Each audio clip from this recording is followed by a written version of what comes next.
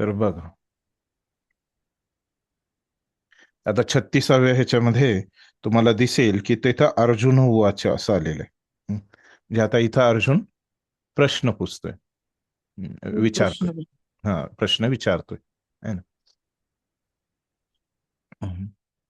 तर आता 34व्या श्लोकामध्ये सांगितलं की हळूहळू बदल होऊ शकतो लोकांमध्ये. मग अर्जुनानं जर समजा ठरवलं की आता हळूहळू आजपासून मी काय करणार की माझे जे राग आणि द्वेष त्यांच्यावर कार्य करणार आणि हळूहळू स्वतःमध्ये प्रगती करत जाणार आणि मी शास्त्राप्रमाणे आता जीवन जगणार आहे.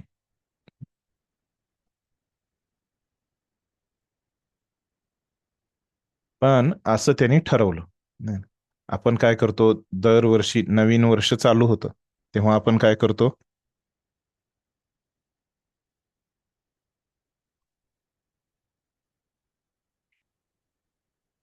काय करतो वर्षाच्या सुरुवातीला आपण. नवीन गोष्टी काय करण्याचा संकल्प करतो.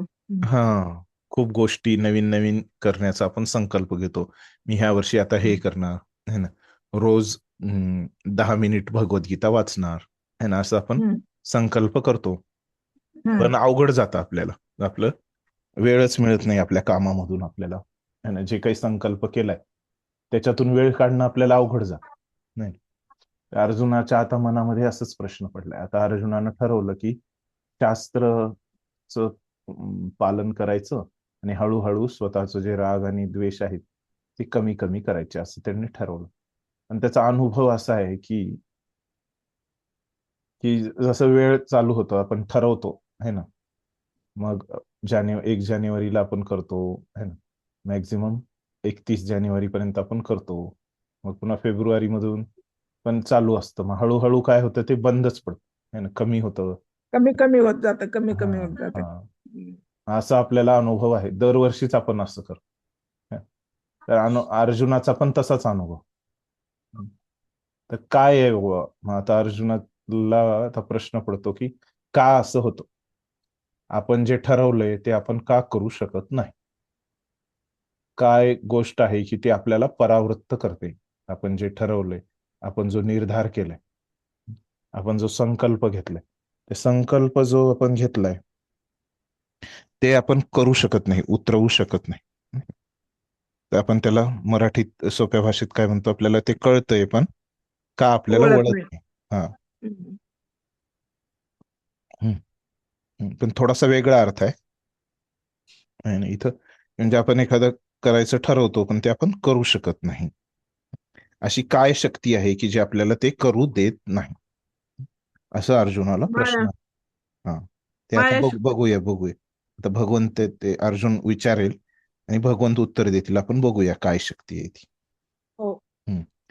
तर आता अर्जुन काय विचारतोय बघू तर. अर्जुन उवाच अथ केन प्रयुक्तोऽयं पापं चरति पूरुषः अनिच्छन् हम्म. अपि वार्ष्णेय फलादीव नियोजितः. आता काय म्हणतोय अर्जुन. अर्जुन म्हणाला, काय म्हणतोय की वार्ष्णेय, भगवंताला काय म्हणतोय तो, वार्ष्णेय. वार्ष्णेय म्हणजे हे वृष्णी वंशजा, वृष्णींचा जे वंशज आहेत असे हे हम्म. वृष्णी वंशज. तर काय म्हणतोय, कशामुळे, अथ केन प्रयुक्तोयम पापम चरती पौरुष, कशामुळे मनुष्य, पुरुष, पुरुष म्हणजे मनुष्य. आता स्वतःबद्दल विचारत नाही अर्जुन, माझं असं झालंय असं नाही विचारत. अर्जुन कसं विचारतोय, कशामुळे, समजा एक पुरुष आहे असं विचारतोय तो.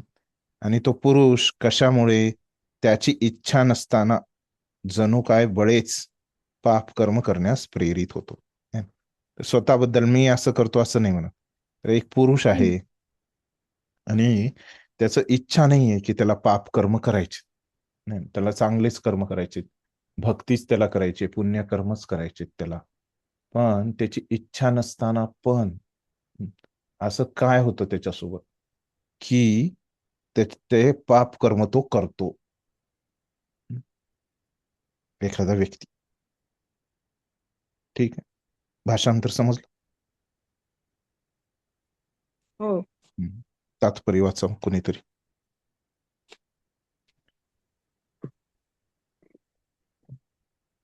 वाचू का प्रभू? हम्म तात्पर्य: जीव हा भगवंतांचा अंश असल्यामुळे मूलतः आध्यात्मिक, विशुद्ध आणि सर्व भौतिक कल्मशांपासून मुक्त असतो. म्हणून स्वभावतः तो भौतिक जगाच्या पापामुळे प्रभावित होत नाही.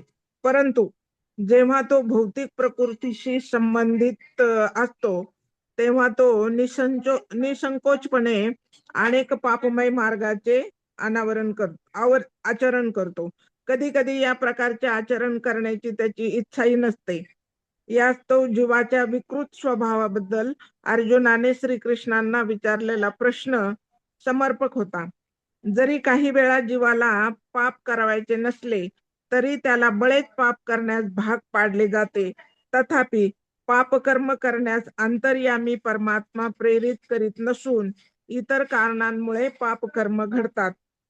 त्या संबंधी पुढील श्लोकात भगवंतांनी सांगितले आहे. हरे कृष्णा. धन्यवाद. आता इथं प्रभुपाद आपल्याला काय सांगतायत की इथं अर्जुनानं काय केलंय, पुरुष शब्द वापरलाय, मनुष्य. तर ते प्रभुपाद आपल्याला सांगतायत की मनुष्य काय आहे, भगवंताचाच अंश आहे.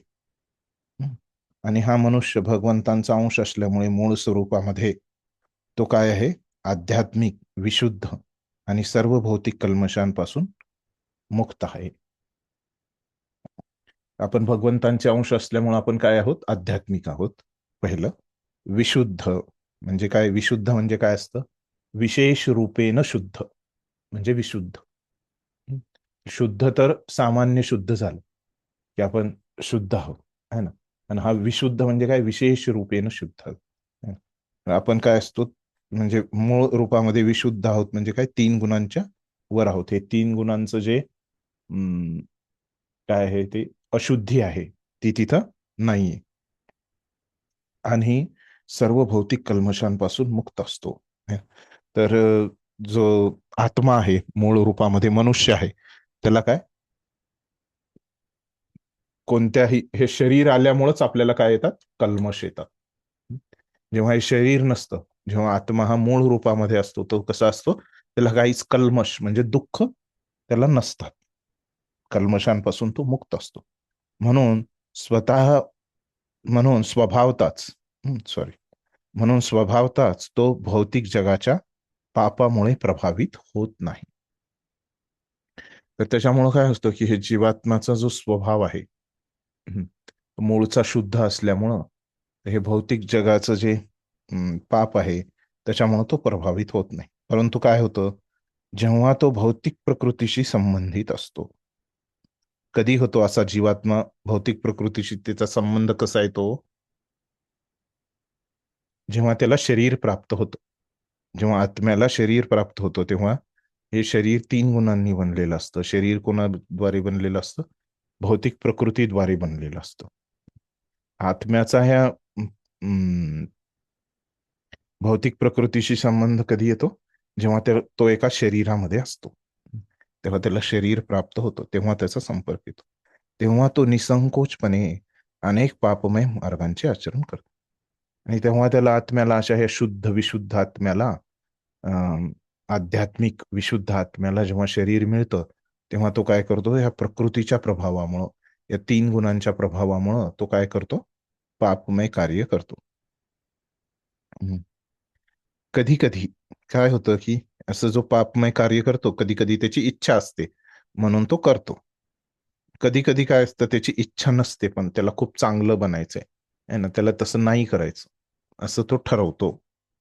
तरीही काय होतं की त्याच्या स्वभावामुळं, त्याचं शरीर जे त्याला मिळालंय त्याच्या मागच्या कर्मानुसार, त्या शरीराच्या स्वभावामुळं त्याला काय होतं की तो तसं करण्यास जबरदस्ती ते शरीर त्याच्याकडून करून घेतं. अर्जुनाने श्रीकृष्णांना विचारलेला प्रश्न समर्पक होता. हे अर्जुनाने इथं जे प्रश्न विचारलाय श्रीकृष्णांना, तो अशा पद्धतीनं बरोबर आहे. जरी काही वेळा जीवाला पाप करावयाचे नसले तरी त्याला बळेच पाप करण्यास भाग पाडले जाते. त्याची इच्छा नाहीये तरी पण तिथं त्याला जबरदस्ती होणार त्याच्यासोबत. तथापि पाप कर्म करण्यास अंतर्यामी परमात्मा प्रेरित करून नसून, मग असं आहे का हो, त्याला परमात्मा शक्ती देतो, तर परमात्मा तर काहीही करू शकतो आहे ना, कुणालाही शक्ती देऊ शकतो.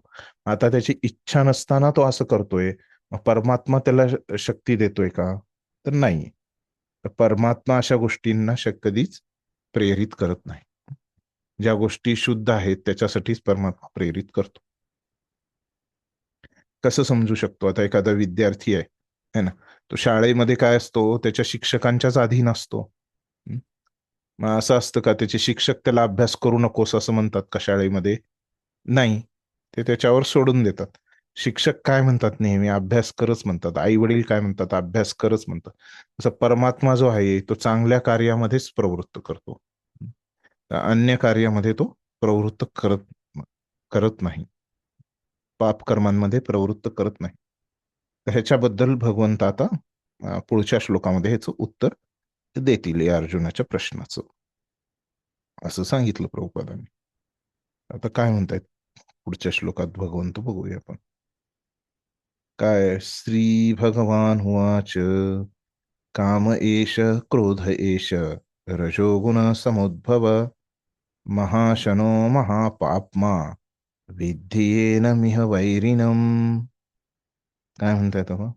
श्री भगवान म्हणाले, श्री भगवान उवाच.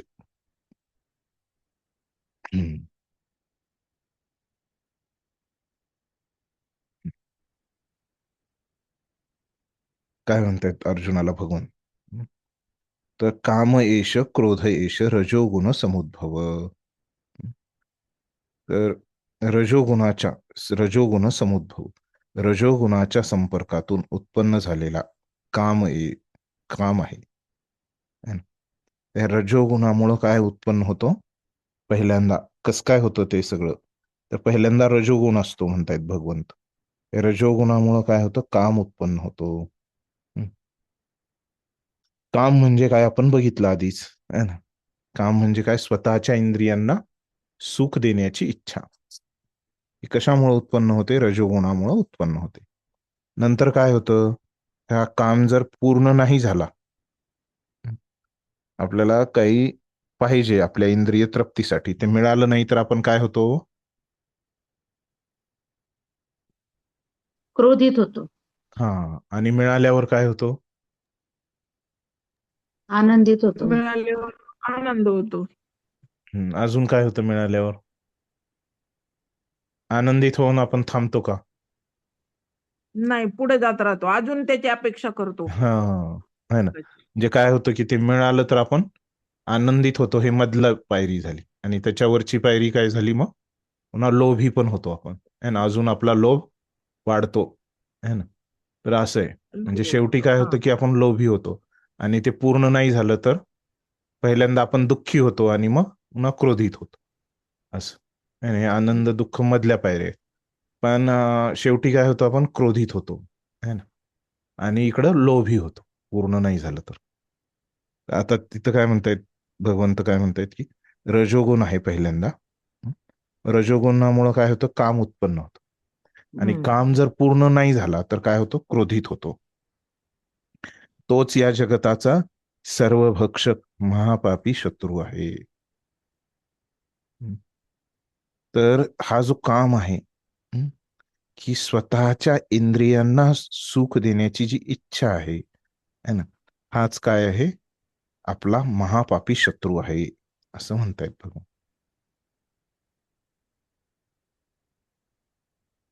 जो की रजोगुणाच्या संपर्कातून उत्पन्न झाला आहे, है ना. हाच काम, तो काय आहे? आपला शत्रू आहे, एवढं सांगितलं. तर पूर्ण उत्तर काय? हे भगवंतांचे जे आहेत श्लोक 6-7 श्लोकामध्ये सांगताय, तेव्हा आपल्याला पूर्ण उत्तर मिळेल. तर या श्लोकात त्यांनी एवढं सांगितलं की एक काम आहे, तो रजगुणामुळे उत्पन्न होतो आपल्यामध्ये. आणि काय? तर तो पूर्ण नाही झाला तर त्याचं क्रोधात रूपांतर होतं, आणि हा काम आपला शत्रू आहे, एवढं सांगितलं भगवंत. तात्पर्य वाचा.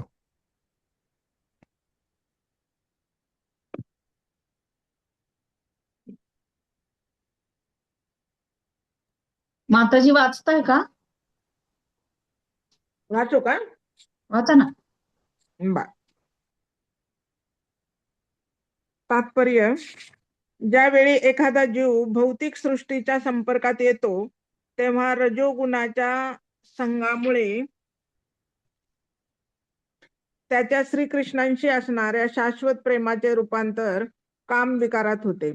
दुसऱ्या शब्दात सांगायचे झाल्यास, ज्याप्रमाणे आंबट चिंचेच्या संपर्कामुळे दुधाचे दह्यामध्ये रूपांतर होते, त्याचप्रमाणे त्याच्या भगवंतांशी असणाऱ्या प्रेम भावनेचे रूपांतर काम विकारात होते. नंतर कामाची जेव्हा तृप्ती होत नाही तेव्हा क्रोधामध्ये रूपांतरित होतो. क्रोधाचे रूपांतर नंतर मोहात होते आणि मोहामुळे भौतिक अस्तित्व चालूच राहते. म्हणून काम हा जीवाचा महाशत्रू आहे आणि केवळ हाच काम विशुद्ध जीवाला भौतिक जगतात गुरफटून राहण्यास प्रेरित करतो. क्रोध हा तमोगुणाचे प्रकटीकरण आहे. प्रकृतीचे हे गुण स्वतःला क्रोध आणि तत्सम उपविकारांच्या रूपात प्रगट करतात. म्हणून जर रजोगुणाचे तमोगुणाप्रत अधपतन करण्याऐवजी त्याची जगण्याच्या आणि कर्म करण्याच्या निधीद्वारे सत्वगुणाप्रत उन्नती केली तर मनुष्याचे क्रोधामुळे होणाऱ्या अधपतनापासून आध्यात्मिक आसक्तीद्वारे रक्षण होऊ शकते. पुरुषोत्तम श्री भगवान हे आपल्या नित्य वृद्धिंगत होणाऱ्या आध्यात्मिक आनंदासाठी स्वतःला अनेक रूपांमध्ये विस्तारित करतात आणि जीव हे याच आध्यात्मिक आनंदाचे अंश आहेत. जीवांना आंशिक स्वातंत्र्यही आहे, परंतु आपल्या स्वातंत्र्याचा दुरुपयोग केल्यामुळे जेव्हा त्यांचा सेवाभाव इंद्रिय भोग करण्याच्या प्रवृत्तीमध्ये रूपांतरित होतो तेव्हा ते कामाच्या अधिपत्याखाली येतात.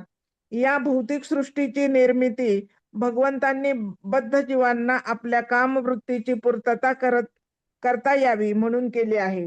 दीर्घकाळ काम वासनांची पूर्ती करण्याच्या प्रयत्नात निष्फळ झाल्यावर जीव आपल्या वास्तविक स्वरूप स्थितीबद्दल जिज्ञासू होतात. ही जिज्ञासा म्हणजेच वेदांत सूत्रांचा प्रारंभ आहे. वेदांत सूत्रांच्या आरंभीच म्हटले आहे की अथातो ब्रह्म जिज्ञासा, मनुष्याने परम तत्वाबद्दल जिज्ञासा करावी. श्रीमद भागवतात ब्रह्म याची व्याख्या पुढील प्रमाणे करण्यात आली आहे. जन्मादश्य येतो अन्वयादितरश्च, म्हणजे परब्रह्म हेच प्रत्येक गोष्टीचे उत्पत्ती स्थान आहे. म्हणून कामाचा उगमही परब्रह्मामध्येच होतो.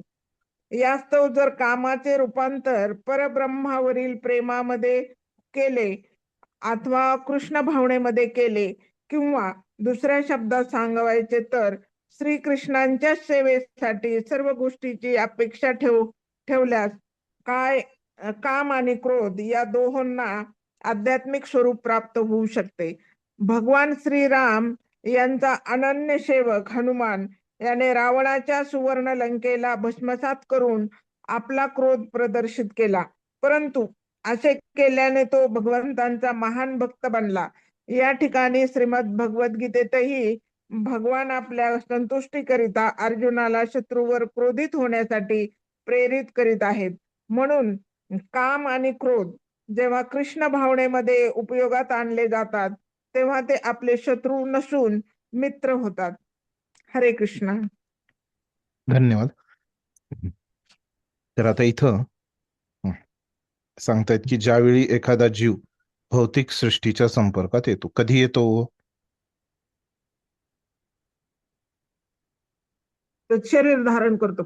हरे कृष्ण. शरीर धारण करतो तेव्हा तो शरीर मिळाल्यावर शरीर कशाने बनलेलं असतं, कुणापासून बनलेलं असतं?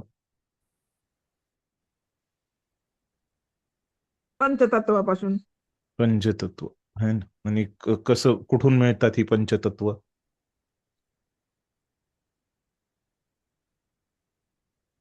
कुठून मिळतात पंचतत्व? प्रकृती. भौतिक सृष्टीतच असतात. भौतिक प्रकृतीमध्ये असतात ते. भौतिक प्रकृतीमध्ये असतात. बरोबर आहे. आणि हे मग भौतिक प्रकृती कशाने बनलेली आहे? मग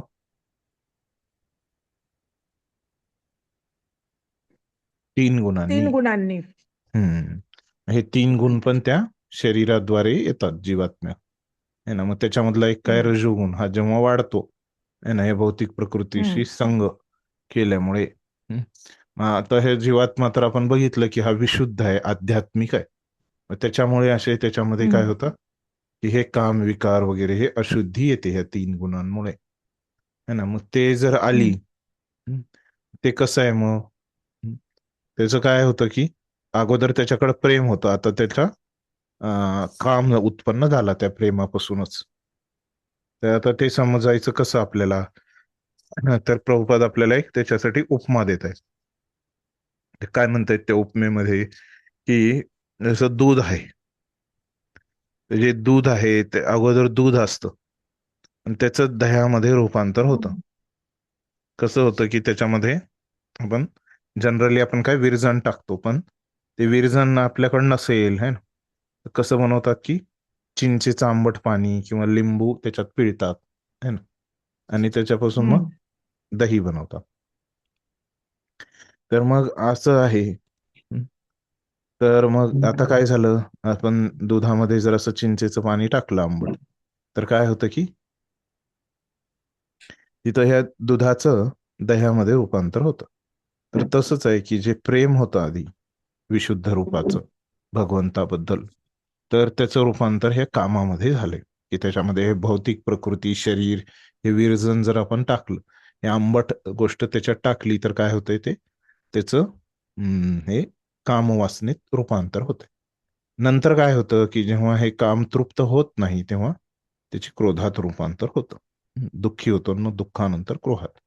क्रोध आला की मग क्रोधात नंतर मोह वाढतो. मोह म्हणजे काय, तर आपण विसरतो की आपण कोण आहेत, नाही कशासाठी आपण इथं आहेत. असं हे मोहात पडलो की आपलं हे भौतिक जीवन चालूच राहतं. म्हणून काम हा जीवाचा महाशत्रू आहे. तर त्याच्यामुळं मग भगवंतांनी सांगितलं की काम हा महत्वाचा शत्रू आहे. केवळ हाच काम विशुद्ध जीवाला भौतिक जगात गुरफटून राहण्यास प्रेरित करतो. तर जोपर्यंत हा काम आहे, तोपर्यंत काय करणार आपण, ह्या भौतिक जीवामध्येच जीवनामध्येच इथं आपण उपस्थित राहणार. तर प्रकृतीचे हे गुण स्वतःला क्रोध आणि तत्सम उपविकारांच्या रूपात प्रकट करतात. हे जे प्रकृतीचे जे गुण आहेत ते काय करतायत, आपल्याला क्रोध आणि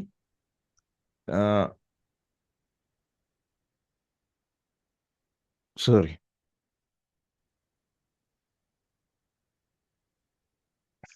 कुठपर्यंत वाचलं होतं आपण, मधलं काहीतरी राहिलं होतं. हा, विशुद्ध जीवाला भौतिक जगतात गुरफटून राहण्यास प्रेरित करतो, ते एवढं वाचलं होतं. क्रोध हा तमोगुणाचे प्रकटीकरण आहे. रजोगुणामुळे काय उत्पन्न झाला, काम है ना, आणि कामामुळं क्रोध उत्पन्न झाला. आणि मग हा क्रोध काय आहे, तर हा तमोगुण आहे म्हणतात. तर मग प्रकृतीचे हे गुण स्वतःला क्रोध आणि तत्सम उपविकारांच्या रूपात प्रकट करतात. हे प्रकृतीचे 3 गुणच ह्याच्यामध्ये रूपांतरित होत आहेत, क्रोध काम या सगळ्यांमध्ये. म्हणून जर रजोगुणाचे तमोगुणाप्रत अधपतन करण्याऐवजी त्याची जगण्याच्या आणि कर्म करण्याच्या विधीद्वारे सत्वगुणात उन्नती केली, तर काय करायला पाहिजे आपण, हे जो काम आहे तो कशापासून आलाय, रजोगुणात. तर त्याला तमोगुणात नेण्याच्या ऐवजी प्रभुपाद काय म्हणतात, त्याला वर न्या आहे ना, कशाकडे, सत्वगुणाकडे. या रजोगुणाच्या खाली काय, तमोगुण आहे. तमोगुण, पुन्हा रजोगुण आणि सत्वगुण. तर मग काय करा तुम्ही, रजोगुणात कार्य करण्यापेक्षा तमोगुणात कार्य करण्यापेक्षा कुठं कार्य करा, सत्वगुणात करा. सत्वगुणात जर कार्य आपण केलं तर काय होणार आहे की हे काम आणि क्रोध यांच्यापासून आपण मुक्त होणार आहोत, कारण ते तर खाली आहेत. ठीक आहे. तर पुरुषोत्तम श्री भगवान हे आपल्या नित्य वृद्धिंगत होणाऱ्या आध्यात्मिक आनंदासाठी स्वतःला अनेक रूपामध्ये विस्तारित करतात. आता हे एक विषय त्यांनी इथं एक पॅरेग्राफ संपवला. मग आता दुसऱ्या पॅरेग्राफ मध्ये काय म्हणतायत की भगवंत आहेत आणि हे भगवंतांना काय पाहिजे, आनंद पाहिजे. मग त्याच्यासाठी त्यांनी काय केलंय, स्वतःचा विस्तार केलाय. कारण जेव्हा आपल्याला आनंद पाहिजे, एका रूम मध्ये बसून आपण आनंद घेऊ शकतो का हो एकटे? नाही, है ना. आपल्याला नाही. कोणीतरी अजून असेल व्यक्ती, तरच ते आपण अधिक आनंद घेऊ शकतो. तर मग भगवंतांनी विस्तार केला. जे अगोदर एक होते ते आता अनेक झाले. अनेक झाल्यानंतर काय, जीव हे याच आध्यात्मिक आनंदाचे अंश आहे. जे एक भगवान आता जे आनंद अनेक झाले, त्या अनेकामधलेच आपण एक जीव आहोत. जीवांना आंशिक स्वातंत्र्यही आहे. तर आपल्याला माहिती आहे की आपल्याला स्वेच्छा पण आहे, परंतु आपल्या स्वातंत्र्याचा दुरुपयोग केल्यामुळे जेव्हा त्यांचा सेवाभाव इंद्रिय भोग करण्याच्या प्रवृत्तीमध्ये रूपांतरित होतो. पण जेव्हा आपण हे चुकीचा ह्याचा वापर करू, एक आता ह्या देशामध्ये पण आपल्याला स्वतंत्रता आहे की अहो? आहे की नाही? आहे. आहे ना. हम्म. हम्म. जर मग आता ह्या स्वतंत्रतेचा आपण दुरुपयोग केला तर काय होतं?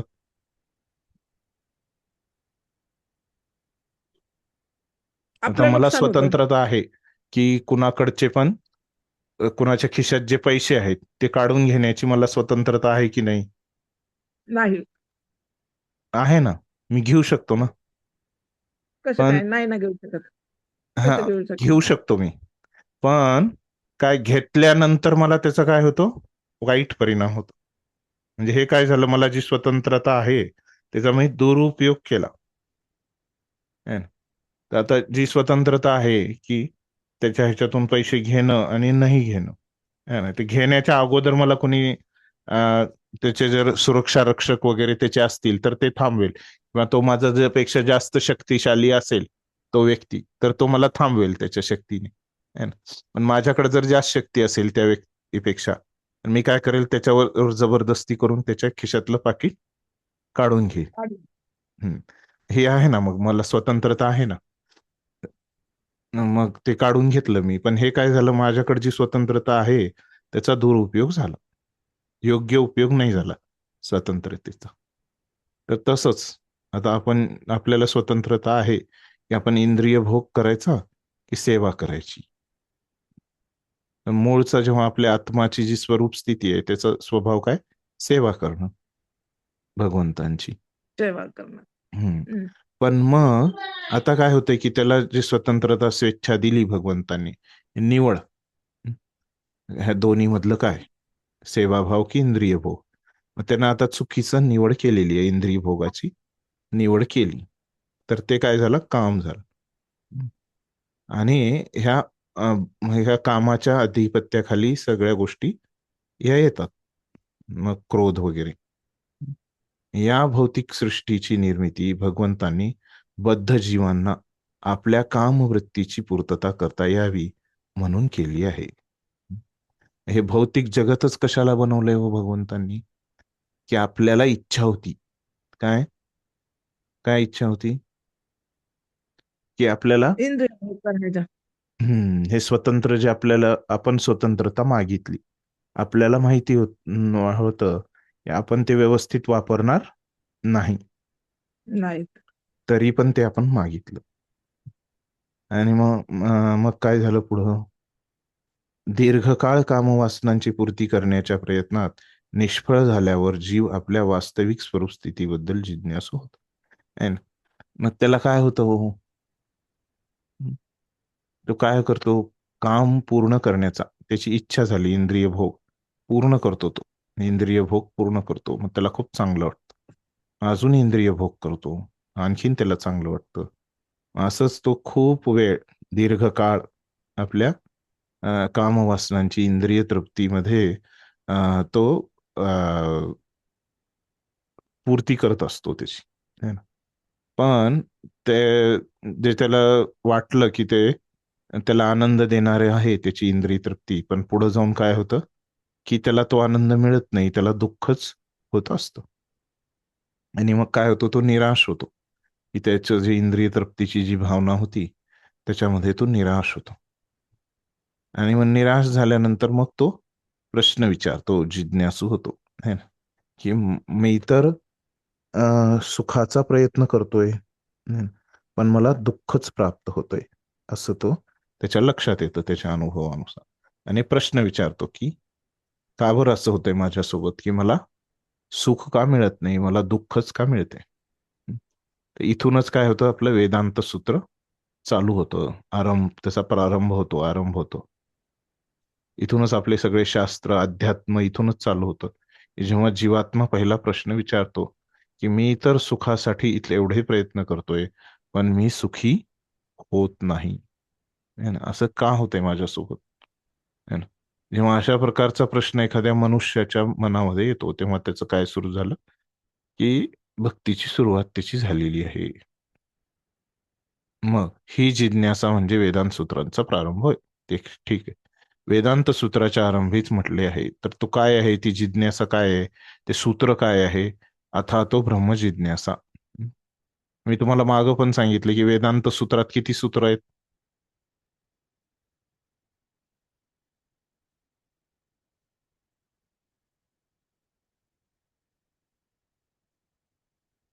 हम्म,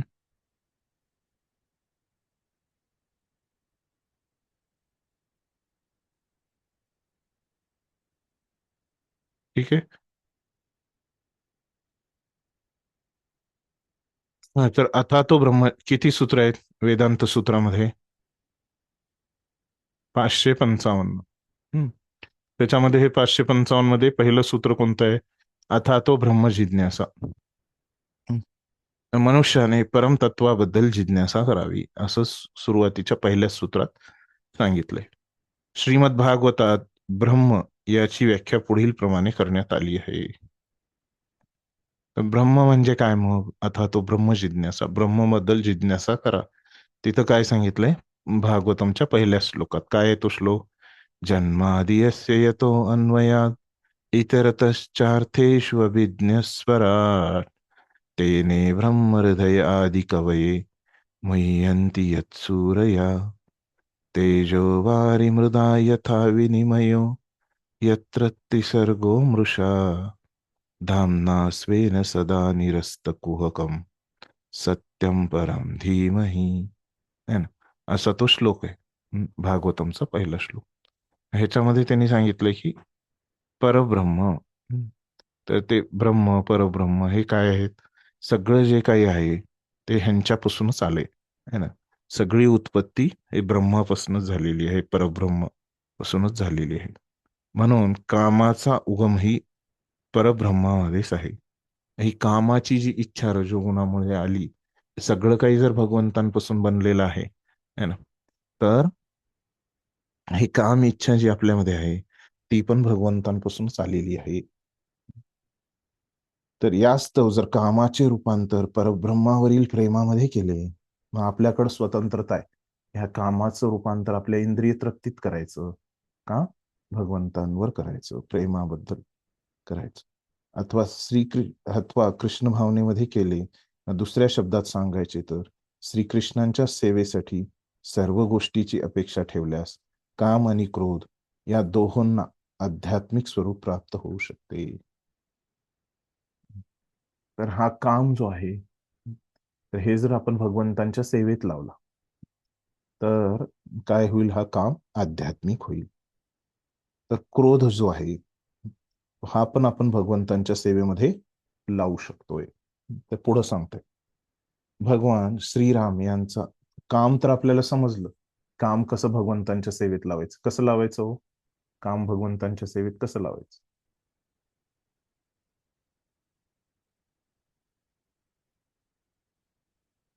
हम्म.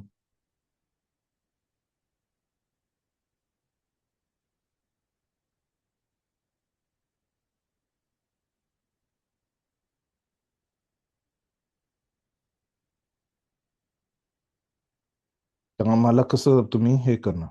काम म्हणजे काय?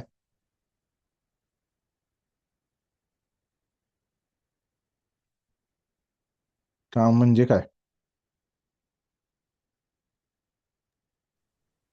इंद्रिय तृप्तीची इच्छा. ना. हम्म. कुणाच्या कुणाच्या इंद्रिय तृप्तीची इच्छा? भौतिक शरीराच्या. ते कुणाचं आहे शरीर? मनुष्याच्या आपल्या आपल्या स्वतःच आहे ना. आपल्या स्वतःच्या. हा, हं. आपलं स्वतःचं जे शरीर आहे ना, तर त्याच्या इंद्रियांना तृप्त करणं, ते काय झालं? काम झालं. हम्म. आणि आता ह्या कामाला तुम्हाला आध्यात्मिक करायचे, कसं करणार?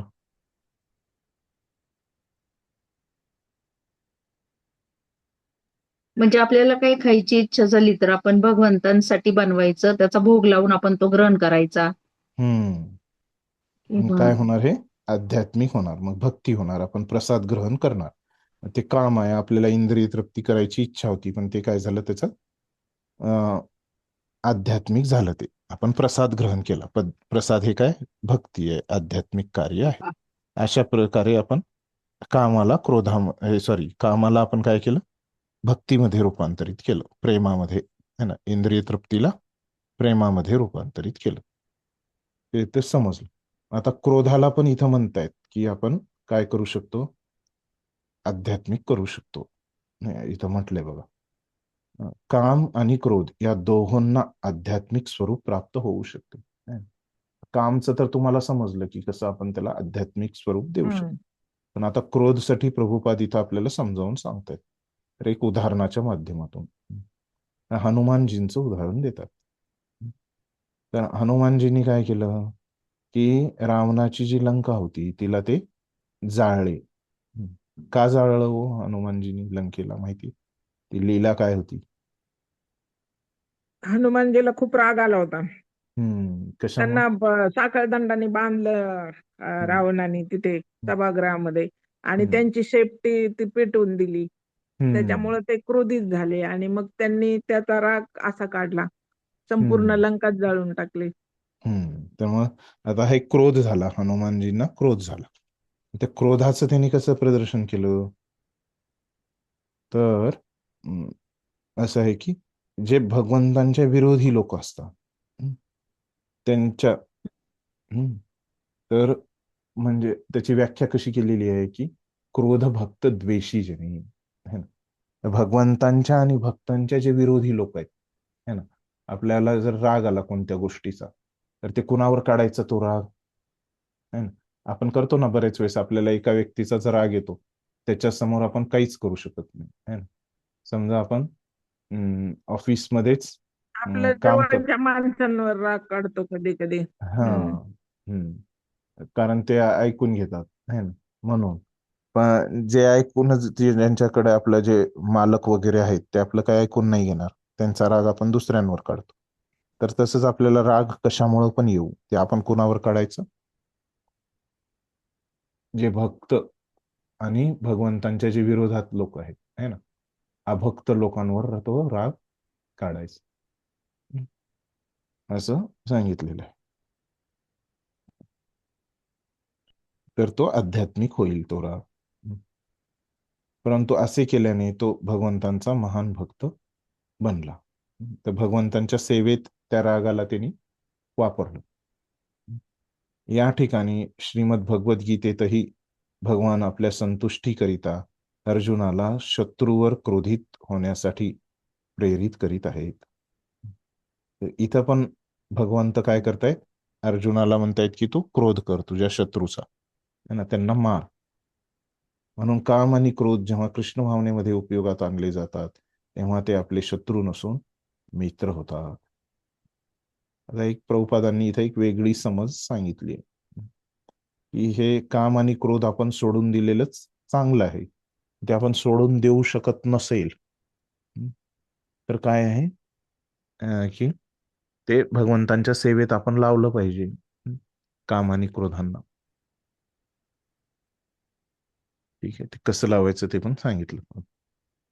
मग आता कृष्णाने इथे सांगितलंय की हा काम आपला शत्रू आहे, असं सांगितलं. आता हा जो काम आहे हे शत्रू आहे, मग हे कसं कार्य करतो? हा काम आपल्यावर कसं कार्य करतो? ह्या मनुष्यांवर, ह्या जीवांवर तो कसं कार्य करतो ते पुढच्या श्लोकात सांगतायत. काय म्हणतायत ते? धूमेनाव्रियते वह्निर् यथा दर्शो मलेन च यथोल्बन यथोल्बेनावृतो गर्भस तथा तेन दमावृतम. है ना, ते काय म्हणते की ज्याप्रमाणे धुराने अग्नी. हं? मग हा जो धूर असतो तो अग्नीला काय करतो? झाकून टाकतो, टाकतो. आच्छादून हं, टाकतो किंवा झाकून टाकतो. बरोबर आहे. हं. आणि आरशावर धूळ बसली तर तिथं पण काय झालं? झाकला ना, प्रतिमा दिसणार नाही ना त्याच्यामध्ये, हं, हं. ते झाकून मग जाईल पुन्हा सगळं. बरोबर आहे. हं. मग जेव्हा एखादा गर्भ असतो है ना, तो त्याच्या आईच्या पोटामध्ये आहे. हं. तर तिथं पण काय झालंय? तो गर्भ आहे तो झाकला गेलेला आहे. हं. तर आता हे काय आहे? हे 3 उदाहरणं दिले. त्याच्यामध्ये काय सांगायचे भगवंतांना? की जो काम आहे तो विविध प्रमाणामध्ये है ना, त्या व्यक्तीला त्यानं आच्छादलेलं आहे. हा काम जो आहे भौतिक जगतात जे सगळे लोक आहेत है ना, या सगळ्या लोकांना हा कामाने काय केलंय? आच्छादलेलं आहे. असं कोणी नाही की जो ह्याच्यापासून मुक्त आहे. जे जीव आहेत ते सगळे ह्या कामाने आच्छादलेले आहेत. पण फरक काय आहे मग सगळ्यामध्ये? तर काही लोकांचं जसं आहे त्यांच्यावर धूर आणि अग्नी है ना, धूर कसं झाकतो अग्नीला? एकदम हलकस झाकतो. तसं काही लोकांना ह्या कामानं त्यांच्यामध्ये खूप कमी काम आहे. मग त्यांच्यापेक्षा अजून जास्त काम कोणामध्ये आहे? उदाहरण देतात की जसं आरशावर धूळ बसली. हं. तर ही धूळ कसं आहे त्याच्यापेक्षा आणखीन तीव्रता इथं जास्त आहे कामाची है ना. पण आईच्या पोटात जो गर्भ आहे है ना, तो पूर्णच आच्छादलाय है ना. तसं काही लोकांमध्ये हे खूप जास्त प्रमाणात आहे काम. हं. म्हणजे सांगायचं इथं उद्देश काय आहे की ह्या सगळ्याच जीवांमध्ये काम आहे. त्याचं प्रमाण कसं आहे मग? वेगवेगळं आहे कामाचं सगळ्यामध्ये. ठीक आहे. वाचा तात्पर्य वाचा पण. वाचू का मी? वाच. तात्पर्य जगद्गुरु श्रील प्रभुपाद द्वारा श्रील प्रभुपाद की जय. जीवावर 3 प्रकारची आच्छादने आहेत, ज्यामुळे त्याची विशुद्ध चेतना धूसर होते. ज्याप्रमाणे अग्नीमध्ये धूर, आरशावर धूळ आणि गर्भाशयामध्ये गर्भ असतो, त्याचप्रमाणे जीवावरील आवरणे म्हणजे कामाचीच विविध रूपे आहेत. जेव्हा कामाची तुलना धुराशी करण्यात येते, तेव्हा समजावे की जीवरूपी अग्नीची थोडीशी जाणीव होते. दुसऱ्या शब्दात सांगावयाचे तर जेव्हा जीव आपली कृष्ण भावना अल्पशा प्रमाणात प्रकट करतो, तेव्हा त्याची तुलना धुराने आच्छादित अग्नीशी करता येते. ज्या ठिकाणी धूर असतो त्या ठिकाणी निश्चितच अग्नी असला तरी प्रारंभिक अवस्थेमध्ये अग्नी उघडपणे प्रकट होत नाही. ही अवस्था म्हणजे कृष्ण भावनेतील प्रारंभ अवस्थेप्रमाणे आहे. आरशावरील धूळ मनरूपी आरशावरील अनेक आध्यात्मिक पद्धतींद्वारे स्वच्छता करण्याची प्रक्रिया दर्शवते. यासाठी सर्वोत्तम पद्धती म्हणजे पवित्र हरिनामाचे कीर्तन होय. वारेने आच्छादिलेल्या गर्भाच्या उदाहरणावरून असहाय्य स्थिती दर्शवण्यात आली आहे. कारण गर्भाशयातील मूल इतके असहाय्य असते की त्याला हालचालही करता येत नाही. जीवनाच्या या स्थितीची तुलना वृक्षांशी करता येते. वृक्ष सुद्धा जीवच आहेत, पण ते अत्यंत काम प्रवृत्त असल्यामुळे त्यांना जीवनाच्या अशा स्थितीत ठेवण्यात येते की ते जवळजवळ चेतना शून्यच असतात. आच्छादित आरशाची तुलना पशु पक्ष्यांशी करण्यात आली आहे आणि धुराने आच्छादित अग्नीची तुलना मानवाशी करण्यात आली आहे. मनुष्य जीवनामध्ये आत्मा थोड्या प्रमाणात कृष्ण भावनेची पुनर्जागृती करू शकतो आणि जर त्याने अधिक प्रगती केली तर मनुष्य जीवनातच आध्यात्मिक जीवनरूपी अग्नी प्रज्वलित करता येतो. अग्नीवरील धूर व्यवस्थितपणे हाताळल्यास अग्नी प्रज्वलित करता येतो. म्हणून जीवासाठी भौतिक अस्तित्वाच्या जंजाळातून मुक्त होण्यासाठी मनुष्य जीवन हे एक नामी संधीच आहे.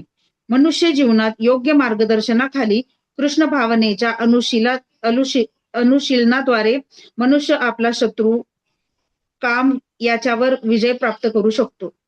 हरे कृष्ण. धन्यवाद. आता काय म्हणतात इथं की हे जी 3 आच्छादनं इथं दिलेली आहेत श्लोकामध्ये, तर ही 3 प्रकारची आच्छादनं असतात जीवावर. त्याच्यामुळं काय होतं की जे हे जीव विशुद्ध रूप आहे जीवाचं, तर ते काय होतं, त्याच्यामध्ये हे अशुद्धी येते. तर ज्याप्रमाणे अग्नीमध्ये धूर येतो, आरशावर धूळ बसते आणि एखादा गर्भाशयामध्ये असतो, पोटामध्ये असतो, त्याचप्रमाणे जीवावरील आवरणे म्हणजे कामाचीच विविध रूपे आहेत. तर हे जे 3 आवरण आहे ते कामाचीच विविध रूप आहेत. जेव्हा कामाची तुलना धुराशी करण्यात येते, तेव्हा समजावे की जीवरूपी अग्नीची थोडीशी जाणीव होते. तर इथं असं सांगायचं की काम आपण बघितलं की हे जेव्हा धुरानं झाकलेला असतो अग्नी, तर त्याच्यामध्ये काय आहे की आच्छादन, आवरण जे आहे ते थोडं आहे. दुसऱ्या शब्दात जेव्हा आपली जीव आपली कृष्ण भावना अल्पशा प्रमाणात प्रकट करतो, तेव्हा त्याची तुलना धुराने आच्छादित अग्नीशी करता येईल. इथं काय आहे, कृष्ण भावना पण थोडीशी आहे. ज्या ठिकाणी धूर असतो त्या ठिकाणी निश्चितच अग्नी असला तरी प्रारंभिक अवस्थेमध्ये अग्नी उघडपणे प्रकट होत नाही. तर सुरुवातीलाच आपण जेव्हा आग पेटवतो तेव्हा धूर निघतो जास्त, आणि मग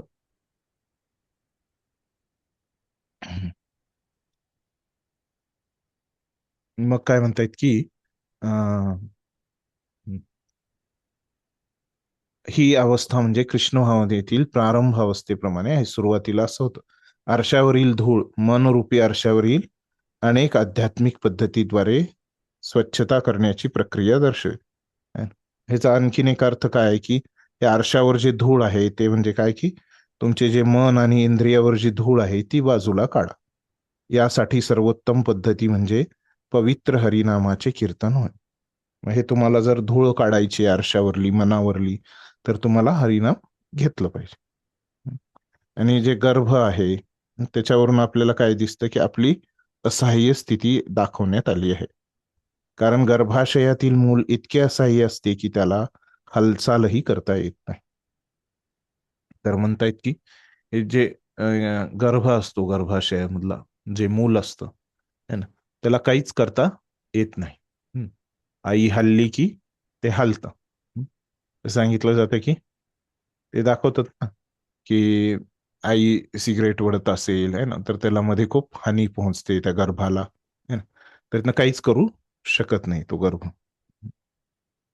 तर तसं आहे की तो गर्भ एकदम असहाय्यतेची अवस्था असते. तर तेच इथं दाखवतोय म्हणतायत बरोबर. कारण गर्भाशयातील मूल इतके असहाय्य असते की त्याला हालचालही करता येत नाही. त्याला काही करता येत नाही स्वतःच्या याच्याने. जीवनाच्या या स्थितीची तुलना वृक्षांशी करता येते. हे वृक्षांचं जीवन असंच आहे असं म्हणतायत. वृक्ष सुद्धा जीवच आहेत, पण त्यांना हलता येतं का? त्यांना एका ठिकाणी लावलं की झालं, तिथंच त्यांचं जीवन असतं. पण ते अत्यंत काम प्रवृत्त असल्यामुळे त्यांना जीवनाच्या अस्त्या स्थितीत ठेवण्यात आले. मग काय आहे त्यांची अशी काय चूक आहे की त्यांना तिथं आहे की त्यांच्यामध्ये खूप काम आहे? हे जवळजवळ चेतना शून्यच असतं. आच्छादित आरशाची तुलना पशु पक्ष्यांशी करण्यात आली आहे. तर या आरशावर जी धूळ आहे ते काय आहेत? पशु पक्षी आहेत. त्यांच्यामध्ये थोडी चेतना असते असं झाडापेक्षा. पण जो धुराने आच्छादित अग्नी आहे ते त्याची तुलना मानवांशी करण्यात आली. तो पूर्ण या मनुष्य जातीमध्ये खूप कमी प्रमाणात काम आहे बाकीच्यांच्या पेक्षा, असं ते सांगतात, प्रभुपाद सांगतात. तर मग पुढं तर मनुष्याने जर थोडी प्रगती केली तर काय होणार आहे? आध्यात्मिक आपल्याला जीवन आपलं सुरू होणार आहे. अग्नीवरील धूर व्यवस्थितपणे हाताळल्यास अग्नी प्रज्वलित करता येतो. अग्नीवरची धूर आपल्याला दूर करता येतात, अग्नीवरचा जो धूर आहे. म्हणून जीवासाठी भौतिक अस्तित्वाच्या जंजाळातून मुक्त होण्यासाठी मनुष्य जीवन हे एक नामी संधी आहे. त्याच्यामुळं मनुष्य जीवन हे काय एक चांगली संधी आहे, चांगला अवसर आहे आपल्यासाठी.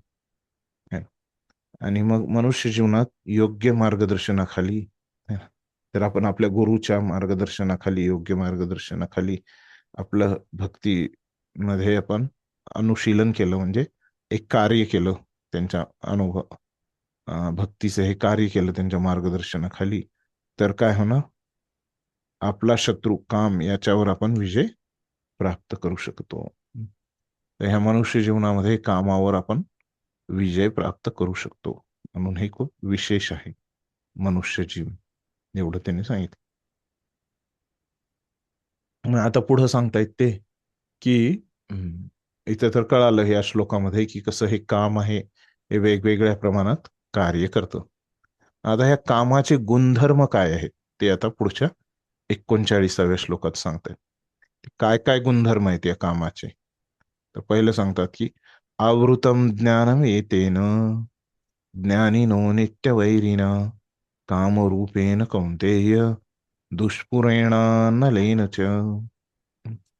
काय म्हणतायत की याप्रमाणे ज्ञानी जीवाची शुद्ध चेतना त्याच्या कामरूपी नित्य शत्रूद्वारे आच्छादिली जाते. हा जो जीव आहे त्याच्याकडे ज्ञान आहे, त्याची चेतना शुद्ध आहे, ते काय होतं मग त्याच्यामध्ये, तर ही कामरूपी जो त्याचा शत्रू आहे त्याच्यानं हे त्याचं ज्ञान आच्छादित केलं जातं. मग काय, कामरूपेण कौंतेय दुष्पुरेण नेलंच. काम कधीच संतुष्ट होत नाही, नित्यवैरी आहे ना. नित्यवैरी असल्यामुळं तो नेहमीच वैरी राहतो. सामान्य जर वैरी असेल तर त्याला काही तुम्ही संतुष्ट करू शकता, कसं करता, तो वैर्याला संतुष्ट कसं करतात, काहीतरी तह करतात त्याच्यासोबत, है ना. तह केला की तो संतुष्ट होतो आणि मग आपल्याला त्रास देत नाही. असं सामान्य शत्रूसोबत होऊ शकतं. ज्यानं आपलं ठरवलंय की आपला नित्यच शत्रू राहायचंय, त्याच्यासोबत काही तह होऊ शकतो का, नाही होऊ शकत. आणि नित्य आपला दुश्मनच शत्रूच म्हणून राहायचं ठरवलंय तर अशा व्यक्तीसोबत आपण तह करू शकत नाही. आणि मग तो काम हा कधीच संतुष्ट होत नाही आणि त्याच्यामुळं काय होतं की तो अग्नीसारखाच जळत असतो.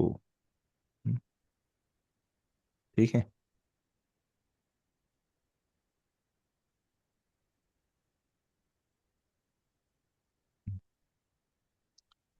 तात्पर्य वाच.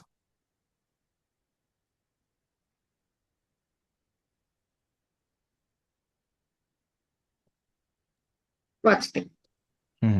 मनुस्मृतीत म्हटले आहे की ज्याप्रमाणे इंधनाच्या निरंतर पुरवठ्याने अग्नी विझवला जात नाही, त्याचप्रमाणे अमर्यादित इंद्रतृप्ती केली तरी काम तृप्त होऊ शकत नाही. भौतिक जगतामध्ये सर्व क्रियांचा केंद्रबिंदू मैथुन हाच आहे आणि म्हणून भौतिक जगताला मैथुन्य आगार किंवा संभोग जीवनाची बेडी असे म्हटले जाते. एका सामान्य कारागृहात गुन्हेगारांना गजाआड ठेवण्यात येते. त्याचप्रमाणे भगवंतांच्या नियमांची अवज्ञा करणाऱ्या गुन्हेगारांना मैथुन जीवनाची वेडी घातली जाते. इंद्रिय तृप्तीवर आधारित भौतिक संस्कृतीची प्रगती ही जीवात्म्याच्या भौतिक अस्तित्ववादी कालमर्यादा वाढविण्यास कारणीभूत ठरते. म्हणून हा काम म्हणजे अज्ञानाचे प्रतीक आहे आणि या कामामुळे जीवाला भौतिक जगतात राहणे भाग पडते. जेव्हा मनुष्य इंद्रिय तृप्तीचा भोग घेतो तेव्हा त्याला थोड्याफार सुखाची अनुभूती होत असेल, पण तथाकथित सुखाचा तो अनुभव हा इंद्रिय भोग करणाऱ्याचा परमशत्रू आहे. धन्यवाद. आता इथं काय म्हणतायत तात्पर्यात की मनुस्मृतीत सांगितलंय, काय सांगितलंय की ज्याप्रमाणे इंधनाच्या निरंतर पुरवठ्याने अग्नी विझला जात नाही, तर काय होतं, आग लागलेली आहे, त्या आगीमध्ये जर कोणी लाकडं टाकतच आहे, सारखे लाकडं टाकली तर ती आग थांबेल का हो, नाही. असे कितीही जेवढे तुम्ही लाकडं टाकाल तेवढं ते इंधन टाकाल तेवढी ती आग चालूच राहणार. त्याचप्रमाणे काय आहे की इंद्रिय तृप्ती आपण केली तर मग काय होतं, ते काम म्हणजे काय झालं, हा? आपल्याला जे पाहिजे ते पूर्ण आपल्याला 6 मिळालं. वाजून 7 मिनिटं झाले. तर असं कधी होत नाही की आपल्या सगळ्या इच्छा ज्या आहेत त्या कधी पूर्ण होणार आहेत, है ना, असं कधीच होत नाही. आता आपल्याला जी कामाची इच्छा झाली आहे ना, ती जर पूर्ण झाली तर काय होणार आहे, आणखीन ती इच्छा वाढत दुसरी इच्छा येईल, ती नसेल तर ही कामाची इच्छा कधी पूर्ण झाली होत नाही. त्याच्यामुळं असं आहे की तो कधी तृप्त होत नाही, है ना. ज्याच्यामुळं अग्नी जसा आहे तसं कधीच तो शांत होत नाही. तसंच हे कामाचं पण आहे. मग पुढे म्हणतायत की भौतिक जगतामध्ये सर्व क्रियांचा केंद्रबिंदू मैथुन हाच आहे. या भौतिक जगतामध्ये त्याला दुसरं नाव काय दिलंय? मैथुन्य आगार. आपण इथं सगळेजण है ना, काय या भौतिक जगतामध्ये ह्या मैथुन्याच्या बेडीनं आपल्याला इथं बांधलेलं आहे. आणि मग काय होतंय त्याच्यामुळं? तर जसं जेलमध्ये त्यांना एक बेडीनं बांधलेलं असतं आणि गजाआड ठेवण्यात येतं. तर तसंच काय आहे की आपण भगवंतांच्या नियमांचं पालन नाही केलं है ना, त्याच्यामुळं आपल्याला या भौतिक जगत जे जेल आहे आणि इथं आपल्याला कसं बांधलंय, जी आपली बेडी आहे, हतकडी आहे, ते आपल्याला काय, आपल्या सगळ्यांमध्येच त्यांनी एक काम वासनेची इच्छा इथं आहे भौतिक जगतामध्ये. तर इंद्रिय तृप्तीवर आधारित भौतिक संस्कृतीची प्रगती ही जीवात्म्याच्या भौतिक अस्तित्वाची कालमर्यादा ठरविण्यास कारणीभूत ठरते. तर असे हे जे इंद्रिय तृप्तींची इच्छा आपल्या सगळ्यामध्येच आहे, ह्याच्यावर आधारित काय आपण तयार केली आहे? भौतिक संस्कृती तयार करतो. हे सगळं जे आहे भौतिक ऐश्वर्य, एक संस्कृती आपण भौतिक जीवनाची तयार करतो आणि भौतिक प्रगती पण आपण करत असतो. तर ही जी भौतिक संस्कृतीची जी प्रगती आहे ही काय आहे? जीवात्म्याच्या भौतिक अस्तित्वाची काल मर्यादा वाढवण्यास कारणीभूत ठरते. ह्याच्यामुळं काय होणार आहे की आपण इंद्रिय तृप्ती केल्यामुळं आहे ना, जोपर्यंत आपण ह्या कामवासनेच्या बेडीमध्ये आहेत, मैथुन जीवनाच्या बेडीमध्ये आहेत, हे जोपर्यंत आपण केल्यामुळं तर काय होणार आहे की आपली एक भौतिक प्रगती करण्याची इच्छा आपल्यामध्ये उत्पन्न होणार आहे.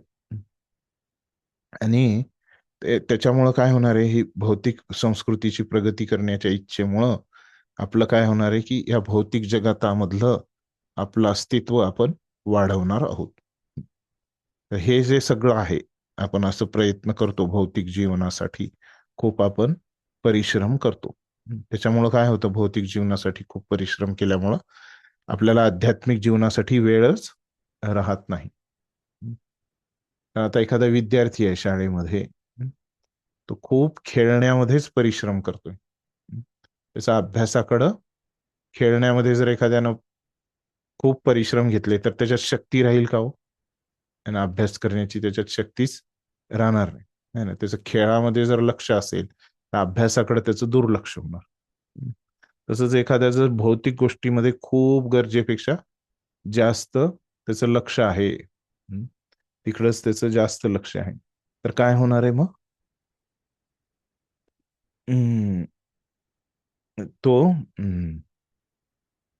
हे त्याच्या अज्ञानाचं प्रतीक आहे. त्याला माहिती नाही की कुठं आपण वेळ दिला पाहिजे, आध्यात्मिक गोष्टींना दिला पाहिजे की भौतिक गोष्टीला दिला पाहिजे. त्याला माहिती नाही, ह्याचं ज्ञान त्याच्याकडं नाहीये, त्याच्यामुळे तो अज्ञानी आहे. कामामुळेच जीवाला भौतिक जगतात राहणे भाग पडते आणि हे काम वासना असल्यामुळंच जीवाला काय आहे, इथं भौतिक जगतामध्ये राहावं लागतं. ही काम वासना जर आपण सोडली है ना, मग काय झालं, आपलं भौतिक जीवन संपलं. केवळ मग आध्यात्मिकच जीवन आपलं पूर्ण. हे सोडणं खूप अवघड आहे. जेव्हा मनुष्य इंद्रिय तृप्तीचा भोग घेतो तेव्हा त्याला थोड्याफार सुखाची अनुभूती होत असेल.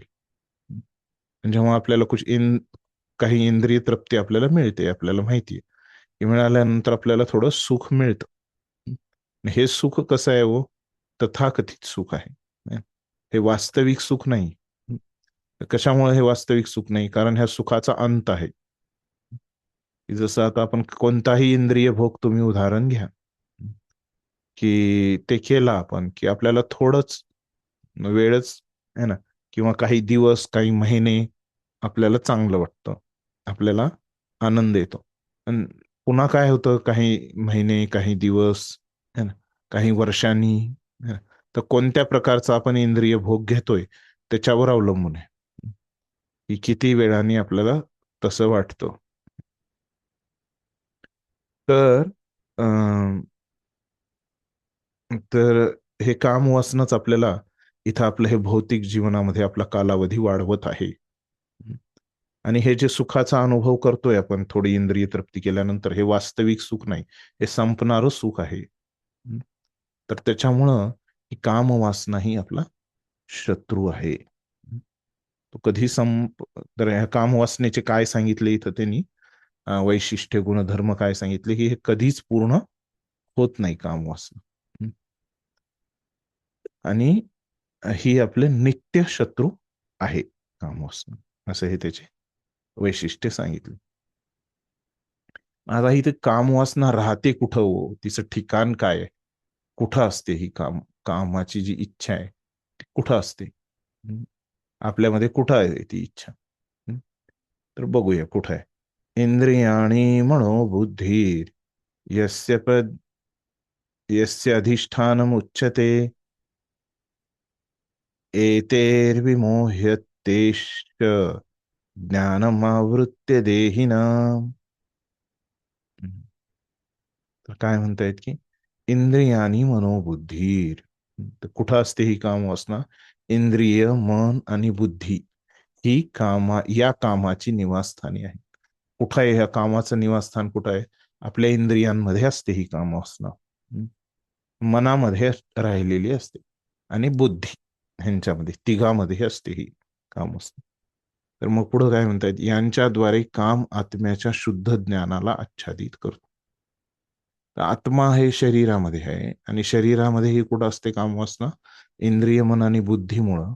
आणि हे इंद्रिय, मन, बुद्धी काय करतायत, ते जो आपला आत्मा आहे ना, जो ज्ञानी आहे, विशुद्ध आहे, त्याला आच्छादित करतायत आणि त्याला मोहित करतो.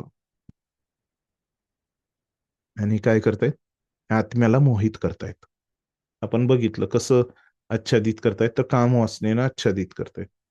आणि मग कामवासनेनं आच्छादित झाल्यानंतर तो काय होतोय, क्रोधी होतोय आणि क्रोधामुळे मोह निर्माण होतोय.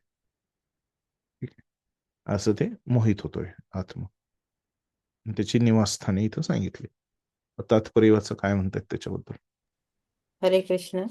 हम्म दंडवत प्रणाम प्रभूजी.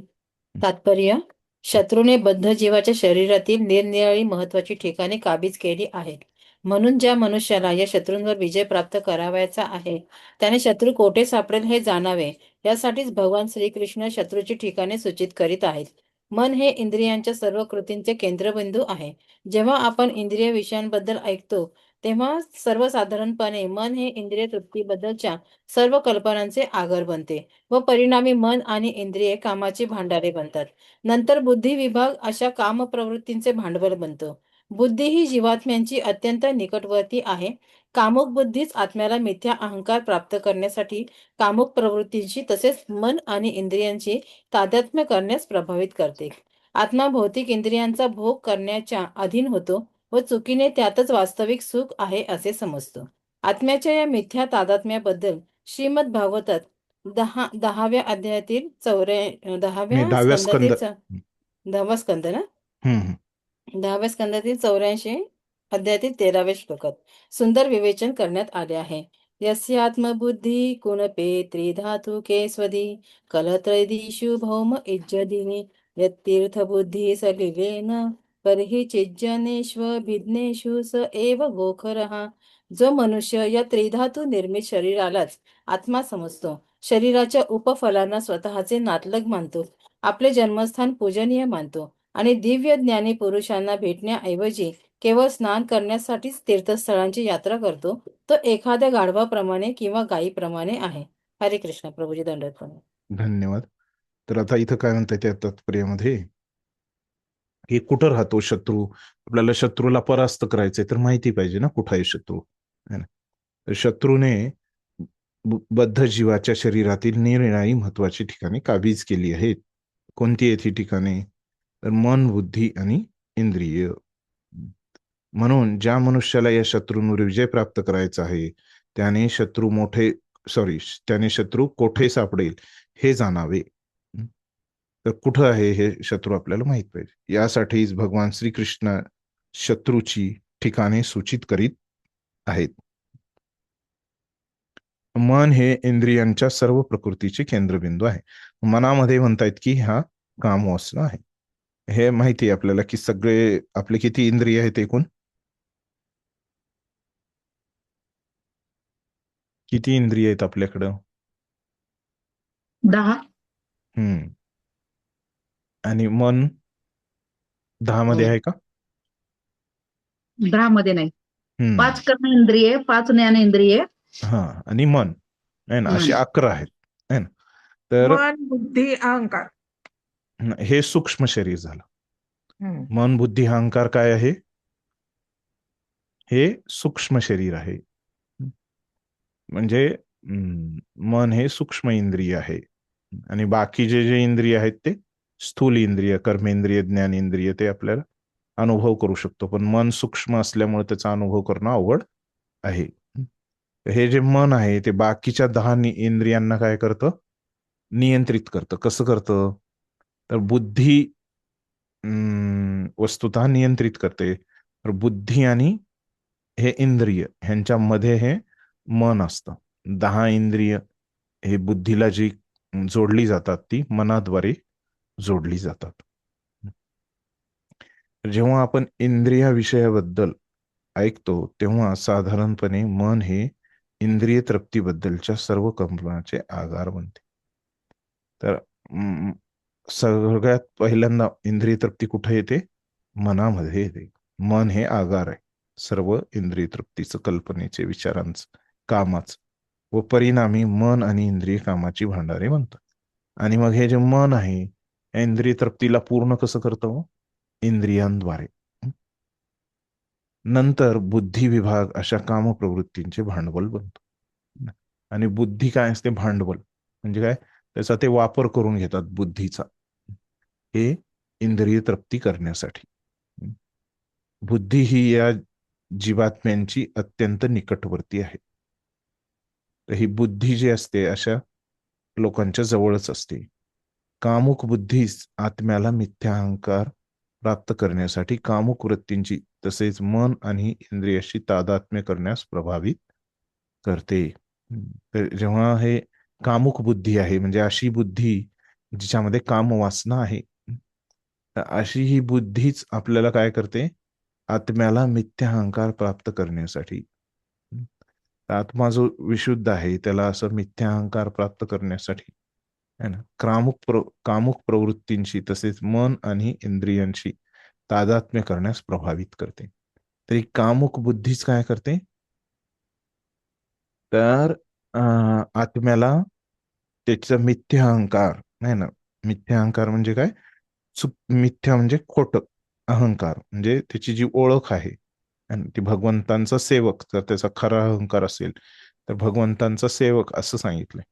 पण हे भगवंतांच्या सेवक ही खऱ्या ओळखीपासून त्यांना चुकीच्या ओळखी घ्यायला लागतो है ना, की मी पुरुष आहे है ना, मी भारतीय आहे है ना, मी मालक आहे, मी मोठा व्यक्ती आहे. अशा वेगवेगळे मिथ्या अहंकार तो प्राप्त करतो आणि काय होतं? स्वतःची ओळख त्याप्रमाणे करतो तशा अहंकारामुळे. आणि मग काय करतं की मनाला पण प्रभावित करतं की अशा या भौतिक इच्छामुळं, आणि मनाला प्रभावित केल्यामुळं काय होतं की मन पण मग इंद्रियाला प्रभावित करतं. इंद्रिय आणि मनाचं तिथं एक रूप होऊन मग इंद्रियाद्वारे काय करतो? तो आपल्या कामाची जी इच्छा आहे तिला पूर्ण करतो. आत्मा आणि भौतिक इंद्रियांचा भोग करण्याच्या अधीन होतो. तर आत्मा जो आहे तो भलेही तो विशुद्ध आहे, आता इथं काय होतं? तो त्याला भौतिक इंद्रियाने त्याला भोग करायचा असतो. चुकीने त्यातच वास्तविक सुख आहे असं समजतो आणि त्याला असं वाटतं की असं जर मी केलं तर मी आनंदी होईल असं त्याला वाटतं. ही चूक असते पण त्याची, तसं तो होत नाही. आत्म्याच्या या मिथ्या तादात्म्याला, तर हे जे मिथ्य तादात्म्य आहे की आत्मा कसं चुकीच्या ओळखी करतो है ना, हे आपल्याला कुठं बघायला मिळतंय? या श्रीमद भागवतमच्या श्लोकामध्ये बघायला मिळते. तर काय काय आहे? तर आत्मा इथं काय करतो? चुकीच्या ओळखी कशा करून घेतो ते इथं सांगितलं या श्लोकात. तर पहिली चुकीची ओळख काय करतो आत्मा? काय दिलं इथं श्लोकामध्ये? की तो स्वतःलाच काय समजतो? शरीर समजतो. ही खरी ओळख आहे का हो, स्वतःला शरीर समजणं ही? नाही. खरी ओळख काय? तो आत्मा होता पण. हा, मी शरीर नसून आत्मा आहे, मी विशुद्ध आहे. है ना? मग काय दुसरी चुकीची ओळख काय करतो तो मिथ्याहंकारामुळं? स्वतःला शरीर समजतो. ती तर झाली ना पहिली. दुसरी चुकीची ओळख काय झाली? काय आहे दुसरी चुकीची ओळख त्या श्लोकात? भाषांतरात आहे बघा, भाषांतर दिलंय प्रभुपादांनी. म्हणून ते शरीराच्या उपफलांना फलक म्हणतो. नातलग म्हणतो. हा. शरीराच्या उपफलांना स्वतःचे नातलग मानतो. मग काय आहे हो चुकीची? कस काय चुकीची ओळख आहे? बरोबर ओळख काय मग इथं?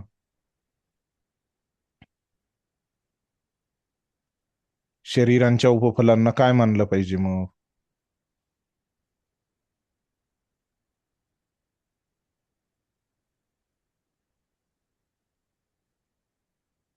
हम्म. हे जे नातलग आहेत ते सुद्धा एक आत्माच आहेत ना. हा, आणि मग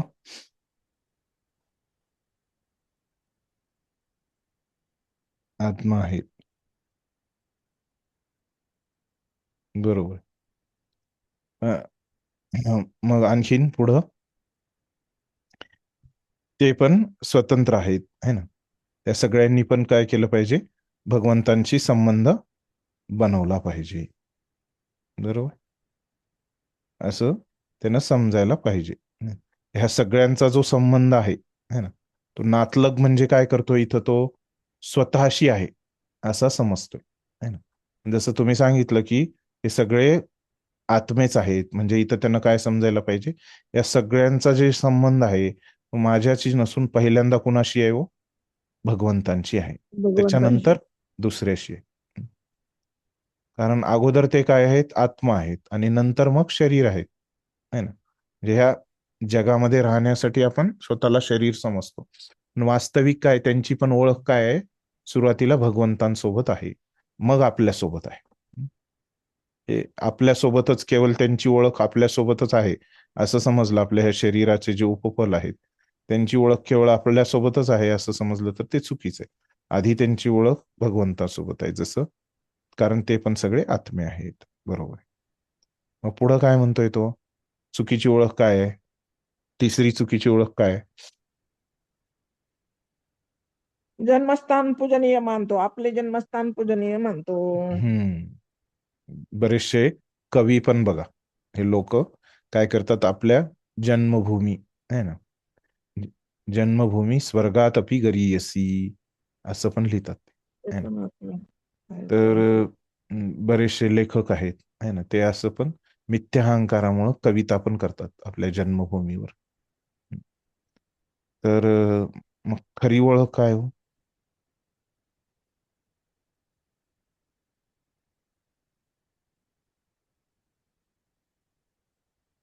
एक चुकीची ओळख आहे की आपल्या जन्मभूमीला पूजनीय मानतो. मग खरी ओळख काय? मिथ्या अहंकार तसा आहे.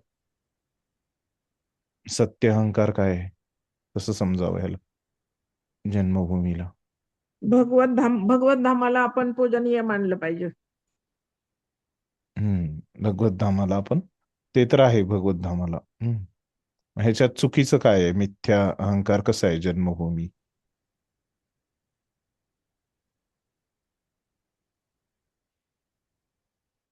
काय आहे? मी जन्मभूमीमध्ये काय होतंय? आपल्याला आपल्याला शरीर मिळतंय.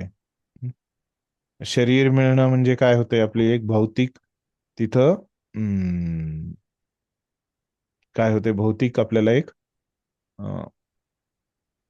आपली ओळख होते, है ना, शरीराशी. पण आपण खरे कोण आहोत? आत्मा आहोत. त्याच्यामुळे हे जन्मस्थान काय आहे? पूजनीय नाहीये, है ना. तर ते सर्वसामान्यच आहे हे जन्मस्थान, है ना. असं पूजनीय वगैरे काही नाही. हे चुकीचं आहे, त्याला पूजनीय हे समजणं. तिथं आपल्याला केवळ शरीरच मिळते, असं काही मोठं कार्य होत नाहीये तिथं. ठीक आहे. त्याच्याऐवजी काय आपण तुम्ही जसं सांगितलं तसं भगवंतांच्या धाम हे आपल्यासाठी पूजनीय आहे. त्याच्यानंतर चुकीची ओळख काय पुढची?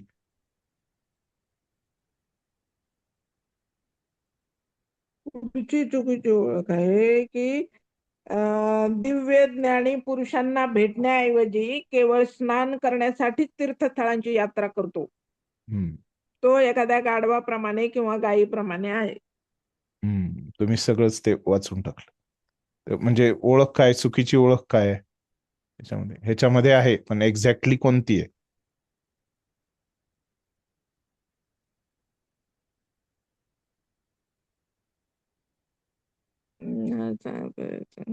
एक्झॅक्टली काय चुकीचं करतोय तो, की तीर्थस्थळांना जातोय पण तिथं कशासाठी जातोय? स्नान अंघोळ करतो. करण्यासाठीच जातोय. ही चूक आहे. मग बरोबर काय आहे?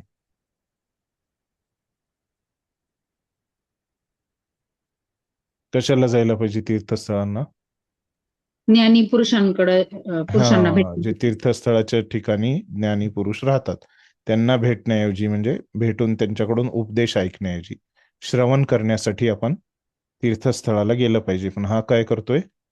तिथं केवळ जे तीर्थ आहेत, नद्या आहेत, जिथं जे कुंड आहेत, है ना, त्या कुंडामध्ये आंघोळ करण्यासाठी, केवळ त्याच्यासाठी ते पण केलं पाहिजे तीर्थस्थळाला गेल्यावर, पण केवळ तेवढंच करून वापस आलं नाही पाहिजे.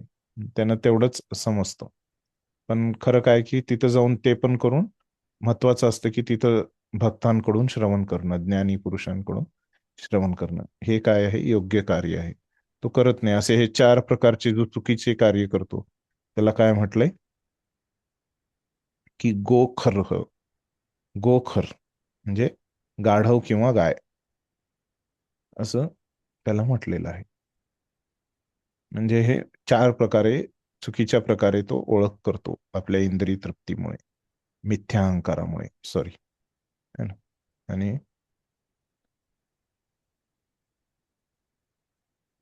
ठीक आहे. आता इथं 40व्या श्लोकात काय सांगितलं भगवंतांनी? की हे जो काम वासना आहे ती इंद्रिय, मन आणि बुद्धी यांच्या ठिकाणी असते. आणि तिथं राहून आपल्या ज्ञानाला आच्छादित करते आणि आपल्याला आत्म्याचं जे ज्ञान आहे त्याला मोहित पण करते, काम वासना. मग आता हे उपाय काय आहे? काम वासना तर आहे, या भौतिक जगतात आपण आहोत, मग असंच चालू ठेवायचं का? ह्याच्या बाहेर पण आपल्याला यायचंय. हे पुढं आता सांगतायत भगवंत. इथून पुढं कसं काम वासनेला आपण बाहेर काढून टाकायचं. तर पहिली गोष्ट सांगतायत की ह्या काम वासनेला बाहेर काढून टाकण्यासाठी काय करा? तस्मात् त्वम् इंद्रियाणि आदौ नियम्य भरतर्षभ पाप्मानं प्रजहिहेनं ज्ञान विज्ञान नाशनम. काय करा म्हणतायत भगवंत? म्हणून हे भरतर्षभ अर्जुन, इंद्रियांचे नियमन करून पापाच्या या महान प्रतीकाचा, म्हणजे काय आहे? ती काम वासना, ते पापाचं प्रतीक आहे. आपले जे मागचे पाप कर्म आहेत त्याचं प्रतीक आहे. जेवढे आपण ते केलेत आहे ना, तेवढं ते आपली काम वासना आहे. आधीचे जेवढे पाप कर्म, खूपच आपण पाप कर्म केलेत तर काय, ती किती आहे? जशी गर्भ जो आहे आईच्या पोटात आहे तसं. थोडे कमी आपण पाप कर्म केले तर काय आहे? जशी आरशावर धूळ आहे तशी, है ना. आणि जर आणखीन खूप कमी आपले पाप कर्म आहेत, है ना, तर काय आहे की जसं आगीवर धूर आहे त्याप्रमाणे ही जी काम वासना आहे, ह्या काम वासनेचा सुरुवातीलाच निग्रह कर आणि आत्मसाक्षात्काराच्या ज्ञानाचा विनाश करणाऱ्या या कामाचा वध कर. तर अर्जुनाला ते सांगतायत की अगोदरच हे इंद्रियामध्ये राहतो ना काम वासना, तर इंद्रियांचं नियमन कर. तर नियमित जीवन तू जग, इंद्रियांना तू नियमित कर. आणि काय कर? पुढं काय कर? तर ह्या कामाचा ते इंद्रिय जर नियमित केलास तर काय होणार? की हे जे काम आहे त्याचा सुरुवातीलाच निग्रह होणार आणि आत्मसाक्षात्काराच्या ज्ञानाचा विनाश करणाऱ्या या कामाचा वध कर.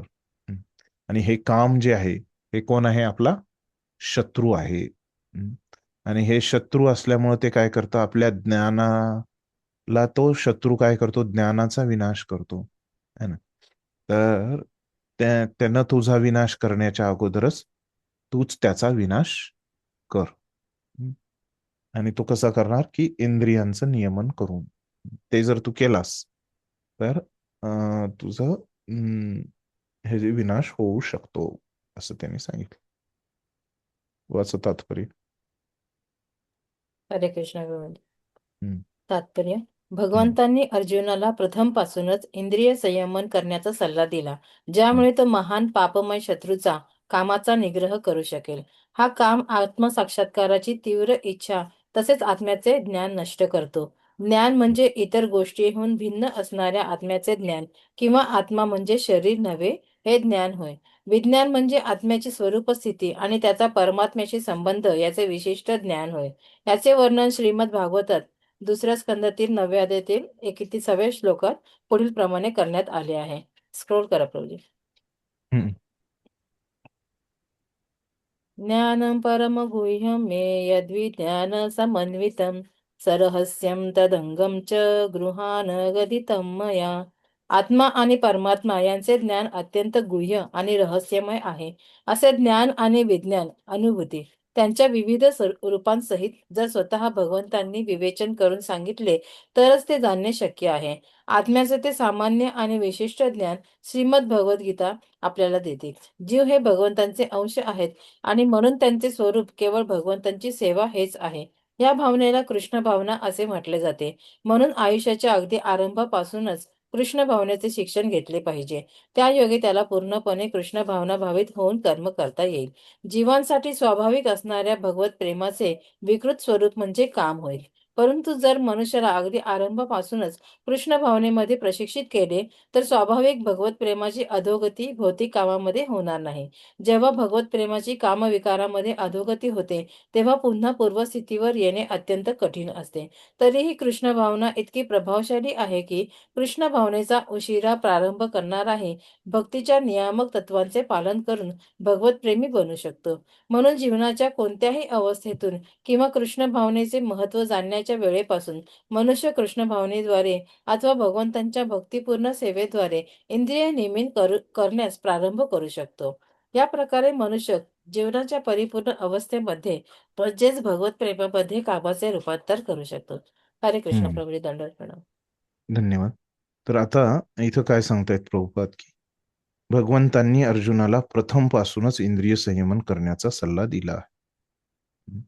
काय सांगितलं भगवंतांनी? उपाय काय आहे की सुरुवातीपासूनच तू इंद्रियाचं संयमन कर. तर काय होईल त्याच्यामुळं? तो महान पापमय शत्रूचा कामाचा निग्रह करू असं जर तू केलास, इंद्रियाचं संयमन केलास, तर काय होणार आहे की तुझा जो कामरूपी शत्रू आहे त्याचा निग्रह होणार आहे. तो कंट्रोलमध्ये येणार आहे, निग्रह होणार आहे. म्हणजे हा काम आत्मसाक्षात्काराची तीव्र इच्छा तसेच आत्म्याचे ज्ञान नष्ट करतो. हे काम कुणाला मारतो? तर आपल्याला जे अध्यात्मामध्ये प्रगती करायची, आत्मसाक्षात्काराची जी इच्छा आहे त्याला ठार मारतो.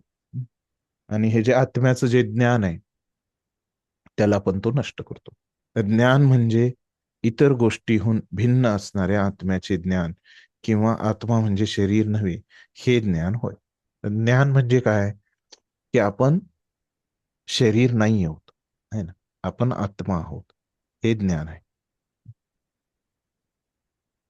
ह्याला ज्ञान म्हणायचं. विज्ञान म्हणजे आत्म्याची स्वरूप स्थिती आणि त्याचा परमात्म्याशी संबंध याचे विशिष्ट ज्ञान होय. हे ज्ञान झालं सामान्य ज्ञान.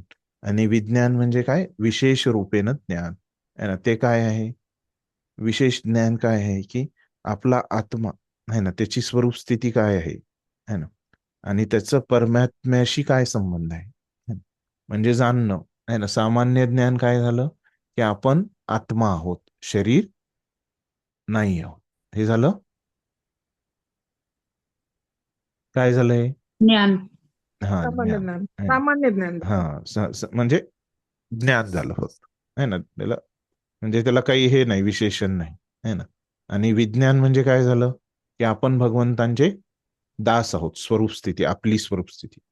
आणि त्याचा काय, भगवंत आपले मालिक आहेत, है ना, मालक आहेत. ते हे जर जाणलं कोणी, त्याच्याशी काय संबंध आहे, परमात्मा आपला मालक आहे, है ना. हे जर कोणी जाणलं तर हे काय झालं, विशिष्ट ज्ञान, विशेष ज्ञान. हे कुठं सांगितलंय? श्रीमद भागवत मध्ये सांगितलंय. ज्ञानम परम गुह्यम मे यज्ञ ज्ञान समन्वितम सरहस्यम तदंगम च गृहान गदितम मया. काय म्हणतात त्याच्यामध्ये? आत्मा आणि परमात्मा यांचे ज्ञान अत्यंत गुह्य आणि रहस्यमय आहे. ज्ञानम परम गुह्यम मे. असे हे ज्ञान आणि विज्ञान यांच्या विविध रूपांसहित, है ना, यद यद्विज्ञान समन्वितम. तर ज्ञान आणि विज्ञान, है ना, यांच्या विविध रूपांसहित जर स्वतः भगवंतांनी विवेचन करून सांगितले तरच ते जाणणे शक्य आहे. भगवंतांनी सांगितलं तरच आपण हे जाणू शकतो. त्याच्यामुळे भगवंत स्वतःच सांगतायत शास्त्र. आणखीन कुणाला त्यांनी तिथं नियुक्त नाही केलं, ते स्वतःच सांगतायत. त्यांनी स्वतः सांगितलं तरच ते समजू शकतो. आत्म्याचे ते सामान्य आणि विशिष्ट ज्ञान श्रीमद भगवद्गीता आपल्याला देते. आणि गीता कोणी सांगितले? भगवंतांनी सांगितले. त्याच्यामुळे गीतेमध्ये हे आहे ज्ञान. जीव हे भगवंतांचे अंश आहेत आणि म्हणून त्यांचे स्वरूप केवळ भगवंतांची सेवा हेच आहे. तर काय आहे आपली स्वरूप स्थिती? काय? आपण भगवंतांचे सेवक आहोत, हीच आपली स्वरूप स्थिती आहे. या भावनेला कृष्ण भावना म्हटली जाते. हेच काय आहे? कृष्ण भावना आहे, भक्ती आहे. आपण भगवंतांचे दास आहोत, दास असल्यामुळे आपण त्यांची सेवा केली पाहिजे, हे आहे भक्ती. म्हणून आयुष्याच्या अगदी आरंभपासूनच कृष्ण भावनेचे शिक्षण घेतले पाहिजे. हे जर तुम्हाला समजायचे, हे तर आता असं आहे, गीतेमध्ये सांगितलंय, सगळे लोक असं करू शकत नाहीत. तर जे लोक असं इंद्रियांचं नियमन करून ह्याचा ह्याचा अभ्यास करतात, तेच लोक ह्याला करू शकतात. आणि ज्यांनी इंद्रियाचं नियमन नाही केलं ते ह्याला जीवनात स्वीकारू शकत नाही. म्हणून आयुष्याच्या अगदी आरंभपासूनच कृष्ण भावनेचे शिक्षण घेतले पाहिजे. त्या योगे त्याला पूर्णपणे कृष्ण भावनावित होऊन कर्म, सुरुवातीपासून लहानपणापासूनच जर काय होतं, आपण प्रशिक्षण घेतलं तर हे सोपं होतं. पुढं म्हणतायत मग, जीवांसाठी स्वाभाविक असणाऱ्या भगवत प्रेमाचे विकृत स्वरूप म्हणजे काम आहे. हे काम म्हणजे काय आहे? उलट आहे, विकृत आहे. परंतु जर मनुष्याला अगदी प्रारंभपासूनच कृष्ण भावनेमध्ये प्रशिक्षित केले तर स्वाभाविक भगवत प्रेमाची अधोगती भौतिक कामामध्ये होणार नाही. सुरुवातीपासून जर आपण इंद्रियांना नियमन केलं तर काय होईल? तर आपल्या आत्मा जो शुद्ध रूपामध्ये आहे, विशुद्ध रूपामध्ये आहे, त्याच्यामध्ये भगवत प्रेम आहे, तर तो भौतिक कामामध्ये पडणारच नाही. जेव्हा भगवत प्रेमाची कामविकारामध्ये अधोगती होते तेव्हा पुन्हा पूर्वस्थितीवर येणे अत्यंत कठीण असते. आणि एकदा हा जर काम उत्पन्न झाला तर त्याला कंट्रोल करणं अवघड असतं. तरीही कृष्ण भावना इतकी प्रभावशाली आहे की कृष्ण भावनेचा उशिरा प्रारंभ करणाराही भक्तीच्या नियमक तत्वांचे पालन करून भगवत प्रेमी बनू शकतो. हे तर झालं की इंद्रियांचं नियमन करणं, अरे तर ही एक पद्धती झाली. पण पुढं सांगतायत की इंद्रियाचे नियमन करण्याच्या पद्धतीपेक्षा भक्तीची पद्धती जी आहे, है ना, काय अंतर आहे हे इंद्रियाचं नियमन करण्याची पद्धती आणि भक्तीची पद्धती? भक्तीची पद्धती कुठं आहे? तुम्हाला भक्ती रसामृत सिंधू या ग्रंथाचं जेव्हा आपण अध्ययन करू तेव्हा आपल्याला कळेल की भक्तीची पद्धती म्हणजे काय आहे. तर ती त्याच्यामध्ये 64 अंग आहेत भक्तीच्या पद्धतीमध्ये, है ना. त्याच्यामध्ये काय काय आहेत की तुमचं हरिनाम जप करणे, भगवंतांच्या विग्रहाची सेवा करणे, भगवंतांना भोग दाखवणे, प्रसाद ग्रहण करणे, आहे ना, ग्रंथांचं अध्ययन करणे, तर भगवंतांसमोर नृत्य करणे, तर भक्तांची सेवा करणे, गुरूंची सेवा करणे, भगवंतांच्या मंदिराला प्रदक्षिणा करणे, अशा 64 अंग आहेत है ना. ही सगळी भक्तीची पद्धती आहे. ही भक्ती केल्यामुळं आपल्याला काय होईल, इंद्रियाचं नियमन करणं सोपं होईल.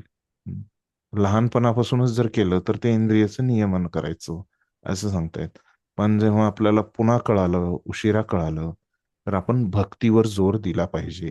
ते आपल्याला भक्ती रसामृत सिंधू आपल्या भक्तिशास्त्रीमध्ये आपण त्याचं अध्ययन करणार आहोत. तिथं आपल्याला हे समजून येईल की भक्तीची पद्धती काय आहे. म्हणून जीवनाच्या कोणत्याही अवस्थेतून किंवा कृष्ण भावनेचे महत्व जाणण्याच्या वेळेपासून मनुष्य कृष्ण भावनेमध्ये अथवा भगवंतांच्या भक्तिपूर्ण सेवेद्वारे इंद्रिय नियमन करण्यास प्रारंभ करू शकतो. त्याच्यामुळं घाबरण्याचं काही कारण नाहीये. इंद्रियाचं नियमन करायचंय, त्याची सुरुवात आपण काय करायची, भक्तीपासून करायची, भक्तीचे अवस्थेमधून. कारण आपण सुरुवातीला लहानपणी तर आलो नाही भक्तीमध्ये.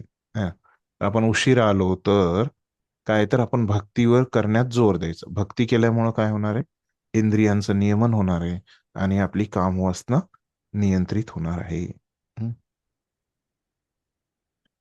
भगवंतांच्या परिपूर्ण सेवेद्वारे इंद्रिय नियमन करण्यास प्रारंभ करू शकतो.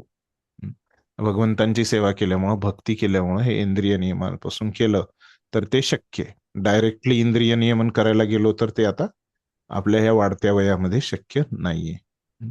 या प्रकारे मनुष्य जीवनाच्या परिपूर्ण अवस्थेमध्ये म्हणजेच भगवत प्रेमामध्ये कामाचे रूपांतर करू शकतो. असं हे जे काम आहे, जो आपला शत्रू आहे, जो आपल्या ज्ञानाला नष्ट करतो, अशा या कामाचं आपण प्रेमामध्ये रूपांतर करू शकतो जर आपण भक्ती केली तर. कृष्णाने काय सांगितलं, इंद्रिय नियमन करा. पण प्रभुपादांनी काय सांगितलं की आता हे अगोदरपासूनच, लहानपणापासूनच इंद्रिय नियमन व्हायला पाहिजे होतं. आता करायचं असेल तर ते भक्तीनं करावं लागेल, असं उपाय सांगितला. आता मग पुढं अजून उपाय काय सांगतायत कृष्ण आपण बघूया.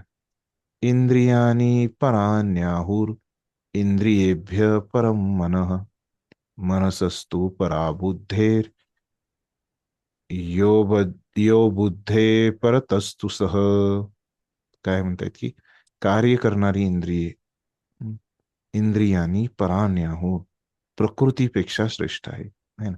ही जी भौतिक प्रकृती आहे तिच्यापेक्षा कोण श्रेष्ठ आहे, काम करणारी. कार्य जे करते ते हा, इंद्रिय काम करणारे.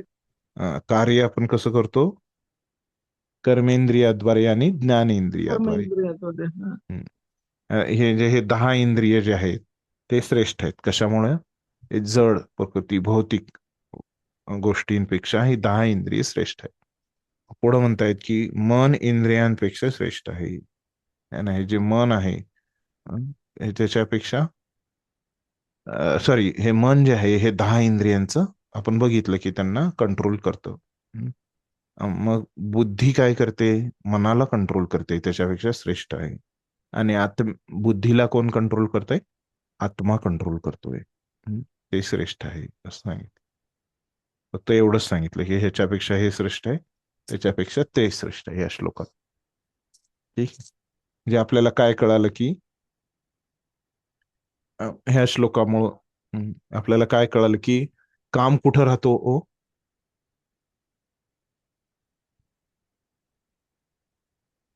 काम कुठं राहतो,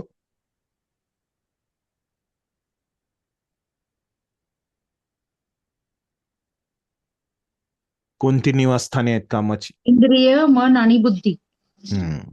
तर आता ह्या इंद्रिय, मन आणि बुद्धीमध्ये काम आहे, तर घाबरायचं कारण नाही. तर तुम्ही काय करा, त्याला आत्म्याद्वारे या तिघांना कंट्रोल करा. कारण आत्मा काय आहे, तिघांपेक्षा श्रेष्ठ आहे, असं अप्रत्यक्षपणे इथं सांगितलंय भगवंतांनी. स्पष्टपणे नाही, आपण समजून घ्यायचं. ते तात्पर्य वाच. हरे कृष्ण प्रभू. हरे कृष्ण. वाचून प्रभूजी. वाचा वाचा मग. तात्पर्य, कामाच्या कार्यांची इंद्रिये ही विविध द्वारे आहेत. कामाला शरीरामध्ये संग्रहित करून ठेवण्यात येते, पण इंद्रियाद्वारे त्याला मोकळी वाट करून दिली जाते. म्हणून इंद्रिये ही एकंदर शरीरापेक्षा श्रेष्ठ आहेत. जेव्हा या इंद्रियांमध्ये परम भावना किंवा कृष्ण भावना असते, तेव्हा ही द्वारे उपयोगात आणली जात नाहीत.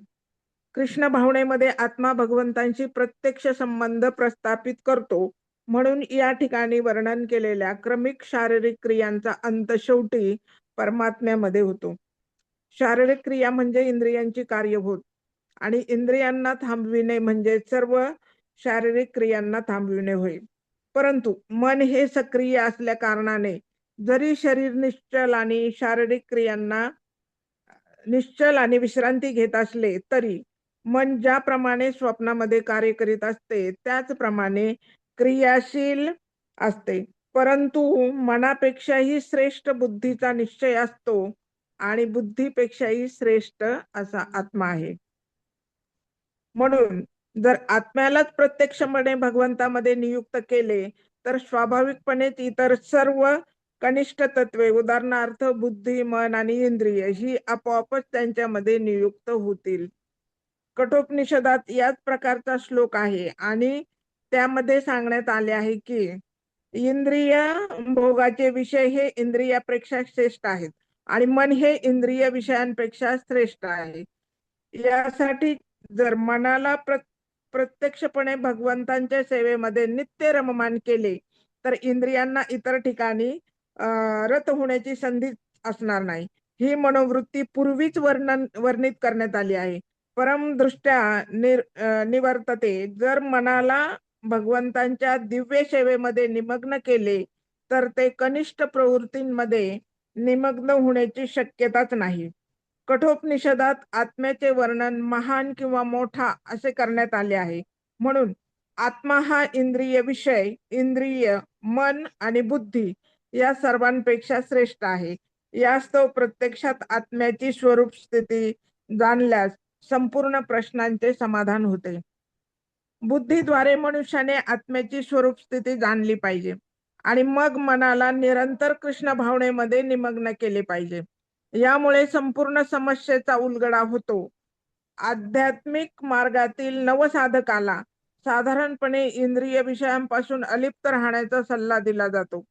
या व्यतिरिक्त मनुष्याने बुद्धीचा उपयोग करून मन बळकट केले पाहिजे. जर त्याने पूर्णपणे भगवंतांना शरण जाऊन बुद्धीद्वारे आपले मन कृष्ण भावनेमध्ये रममान केले, तर आपोआपच मन बळकट बनते. मग इंद्रिय जरी सर्पाप्रमाणे बलवान असली, तरी ती दंतहीन सर्पाप्रमाणे निरुपद्रवी होतात. परंतु जरी आत्मा हा बुद्धी, मन आणि इंद्रियांचाही स्वामी असला, तरी कृष्ण भावनेत श्रीकृष्णांच्या संगतीत तो दृढ झाला नाही, तर प्रक्षुब्ध मनामुळे त्याचे केव्हाही पतन होण्याची संभावना असते. हरे कृष्ण. धन्यवाद. तर आता बघा काय म्हणतात की सोपं आहे एकदम तात्पर्य हे. तर प्रभुपाद काय म्हणतात की कामाच्या कार्यांची इंद्रिये ही विविध द्वारे आहेत. तर काम कसं कार्य करतंय? इंद्रियाद्वारे करते. तर काम कुठं आहे? पूर्ण शरीरामध्ये आहे. पण ते कार्य कशामुळे करतंय? हे मन, बुद्धी आणि इंद्रिय यांच्याद्वारे हे कार्य करते. पण इंद्रियाद्वारे त्याला मोकळी वाट करून दिली जाते. तर हे आपण बघितलेलं आहे आतापर्यंत. म्हणून इंद्रिय ही एकंदर शरीरापेक्षा श्रेष्ठ आहे. पूर्ण शरीरामध्ये इंद्रिय श्रेष्ठ आहेत. पण जेव्हा इंद्रियांमध्ये परम भावना किंवा कृष्ण भावना असते, समजा आपण हे इंद्रियामध्ये कृष्ण भावना कशी टाकायची? या इंद्रियांना भगवंतांच्या सेवेत लावायचं. ते जर केलं तर काय होतंय की हे काम त्याला उपयोग करणार आहे. एकासाठीच ते काम करतील ना. जर तिथं आपण भगवंतांच्या सेवेत लावलं इंद्रियांना, तर काय होणार आहे की तिथं काम वासना राहणार नाही. मग असं झालं तर त्यांचा परमात्म्याशी संबंध आला. शारीरिक क्रिया म्हणजे इंद्रियांची क्रिया होत आणि इंद्रियांना थांबविणे म्हणजे सर्व शारीरिक क्रियांना थांबविणे होत. हे थोडं अवघड आहे सगळ्या शारीरिक क्रिया थांबवणं. त्याच्याऐवजी काय की भगवंतांच्या सेवेत लावणं सोपं आहे. परंतु मन हे सक्रिय असल्या कारणाने जरी शरीर निश्चल आणि विश्रांती घेत असले, तरी मन ज्याप्रमाणे स्वप्नामध्ये कार्य करीत असते त्याप्रमाणे क्रियाशील असते. तर मन हे कार्य करते. जरी आपण बाकीच्या क्रिया थांबवल्या तरी मनाचे कार्य काय असते की ते विचार करतं, है ना, आणि त्याला भावना असतात, आणि विचार करतं, भावना असतात आणि इच्छा करतं. हे 3 कार्य आहेत मनाचे. तर आता इथं काय सांगितलंय त्यांनी की मन जे आहे, तर ते असं आपण आपले बाकीचे इंद्रिय थांबले पण मन नाही थांबणार, आणि मन हे कार्य करतच असतं. त्याचप्रमाणे ते नेहमी क्रियाशील असते. परंतु मनापेक्षा काय आहे, बुद्धी श्रेष्ठ आहे. भगवंतांनी सांगितलं बुद्धीपेक्षा आत्मा श्रेष्ठ आहे. पण आत्म्यालाच जर आपण भगवंतांच्या सेवेत लावलं तर काय होते की आत्माच तिथं डायरेक्टली काय होते, प्रत्यक्षपणे काय होते की भगवंतांमध्ये नियुक्त होतो, आणि आत्माच तिथं काय होतो, मग बाकी बुद्धीला नियंत्रित करतो, मग बुद्धी मनाला नियंत्रित करते. त्याच्यामुळं बुद्धी, मन, इंद्रिय हे काय होतात, आपण सेवा केली भगवंतांची तर तिन्ही पण आपल्या नियंत्रणामध्ये येणार आहेत, कंट्रोलमध्ये येणार आहेत. त्यामुळं काय की इंद्रिय भोगाचे विषय हे इंद्रियांपेक्षा श्रेष्ठ आहेत. तर हे जे इंद्रिय भोगाचे जे विषय आहेत आपण बघितलं काय आहेत ते, जसं आपल्या डोळ्याने दृश्य आपण बघतो, तर हे इंद्रिय विषय झालं. नाही, जिभेनं आपण रुची घेतो, तर जीभ हे इंद्रिय आहे आणि ते रुची, ते पदार्थ इंद्रिय विषय झाला. तर आणि मन काय आहे, ह्या इंद्रिय विषयांपेक्षा आणखीन पुढं श्रेष्ठ आहे. तर त्याच्यामुळं मनालाच जर आपण भगवंतांच्या सेवेत लावलं, मनाचे कार्य काय आहेत, थिंकिंग, फिलिंग, विलिंग आपण म्हणतो ना, विचार करणं, भावना आणि इच्छा करणं, ह्या सगळ्याच आपण तिन्ही गोष्टी जर भगवंतांच्या सेवेत लावल्या, की आपण भगवंतांबद्दलच विचार केला, आपण भगवंतांबद्दलच भावना ठेवली आणि भगवंताबद्दलच आपण इच्छा केली, तर काय होणार की हे मन आपलं नियंत्रित येणार, आणि ते चुकीच्या कामवासनेमध्ये लागणार नाही. पुढे म्हणतायत की कठोपनिषदात आत्म्याचे वर्णन महान किंवा मोठा असे करण्यात आले. आत्म्याला महान म्हटले कठोपनिषदामध्ये, म्हणून आत्मा हा इंद्रिय विषय, इंद्रिये, मन, बुद्धी सर्वापेक्षा श्रेष्ठ आहे. आत्मा ह्या सगळ्यांना नियंत्रित करू शकतो. त्याच्यामुळे भक्ती केल्यामुळे काय होणार आहे, आत्मा भगवंतांशी संबंधित होणार आहे आणि बाकीचं सगळं नियंत्रित होणार आहे. तर बुद्धीद्वारे मनुष्याने आत्म्याची स्वरूपस्थिती जाणली पाहिजे. तर बुद्धीचा उपयोग कसा केला पाहिजे, की आपण कोण आहोत, आत्म्याची स्वरूपस्थिती काय आहे, की सेवक म्हणून आहे. आपण नेहमी सेवेमध्ये लक्ष दिलं पाहिजे, मालक बनण्यामध्ये आपण प्रयत्न नाही केला पाहिजे. मग मनाला निरंतर कृष्ण भावनेमध्ये निमग्न केले पाहिजे. मनाला पण मग सेवेत लावलं पाहिजे. यामुळे संपूर्ण समस्येचा उलगडा होतो. हे सगळी जी समस्या आहे कामाची, ती एकदम मुळापासून इथं नष्ट होणार आहे. आध्यात्मिक मार्गातील नवसाधकाला साधारणपणे इंद्रिय विषयापासूनच अलिप्त राहण्याचा सल्ला दिला जातो. आपल्याला सुरुवातीला सांगितलं जातं की तुम्ही इंद्रिय विषयांना दूर ठेवा. या व्यतिरिक्त मनुष्याने बुद्धीचा उपयोग करून मन बळकट केले पाहिजे. आणि त्याच्या सोबत आपण अजून काय केलं पाहिजे, की बुद्धीनं पण यांना कंट्रोलमध्ये आणण्याचा, नियंत्रित करण्याचा प्रयत्न केला पाहिजे.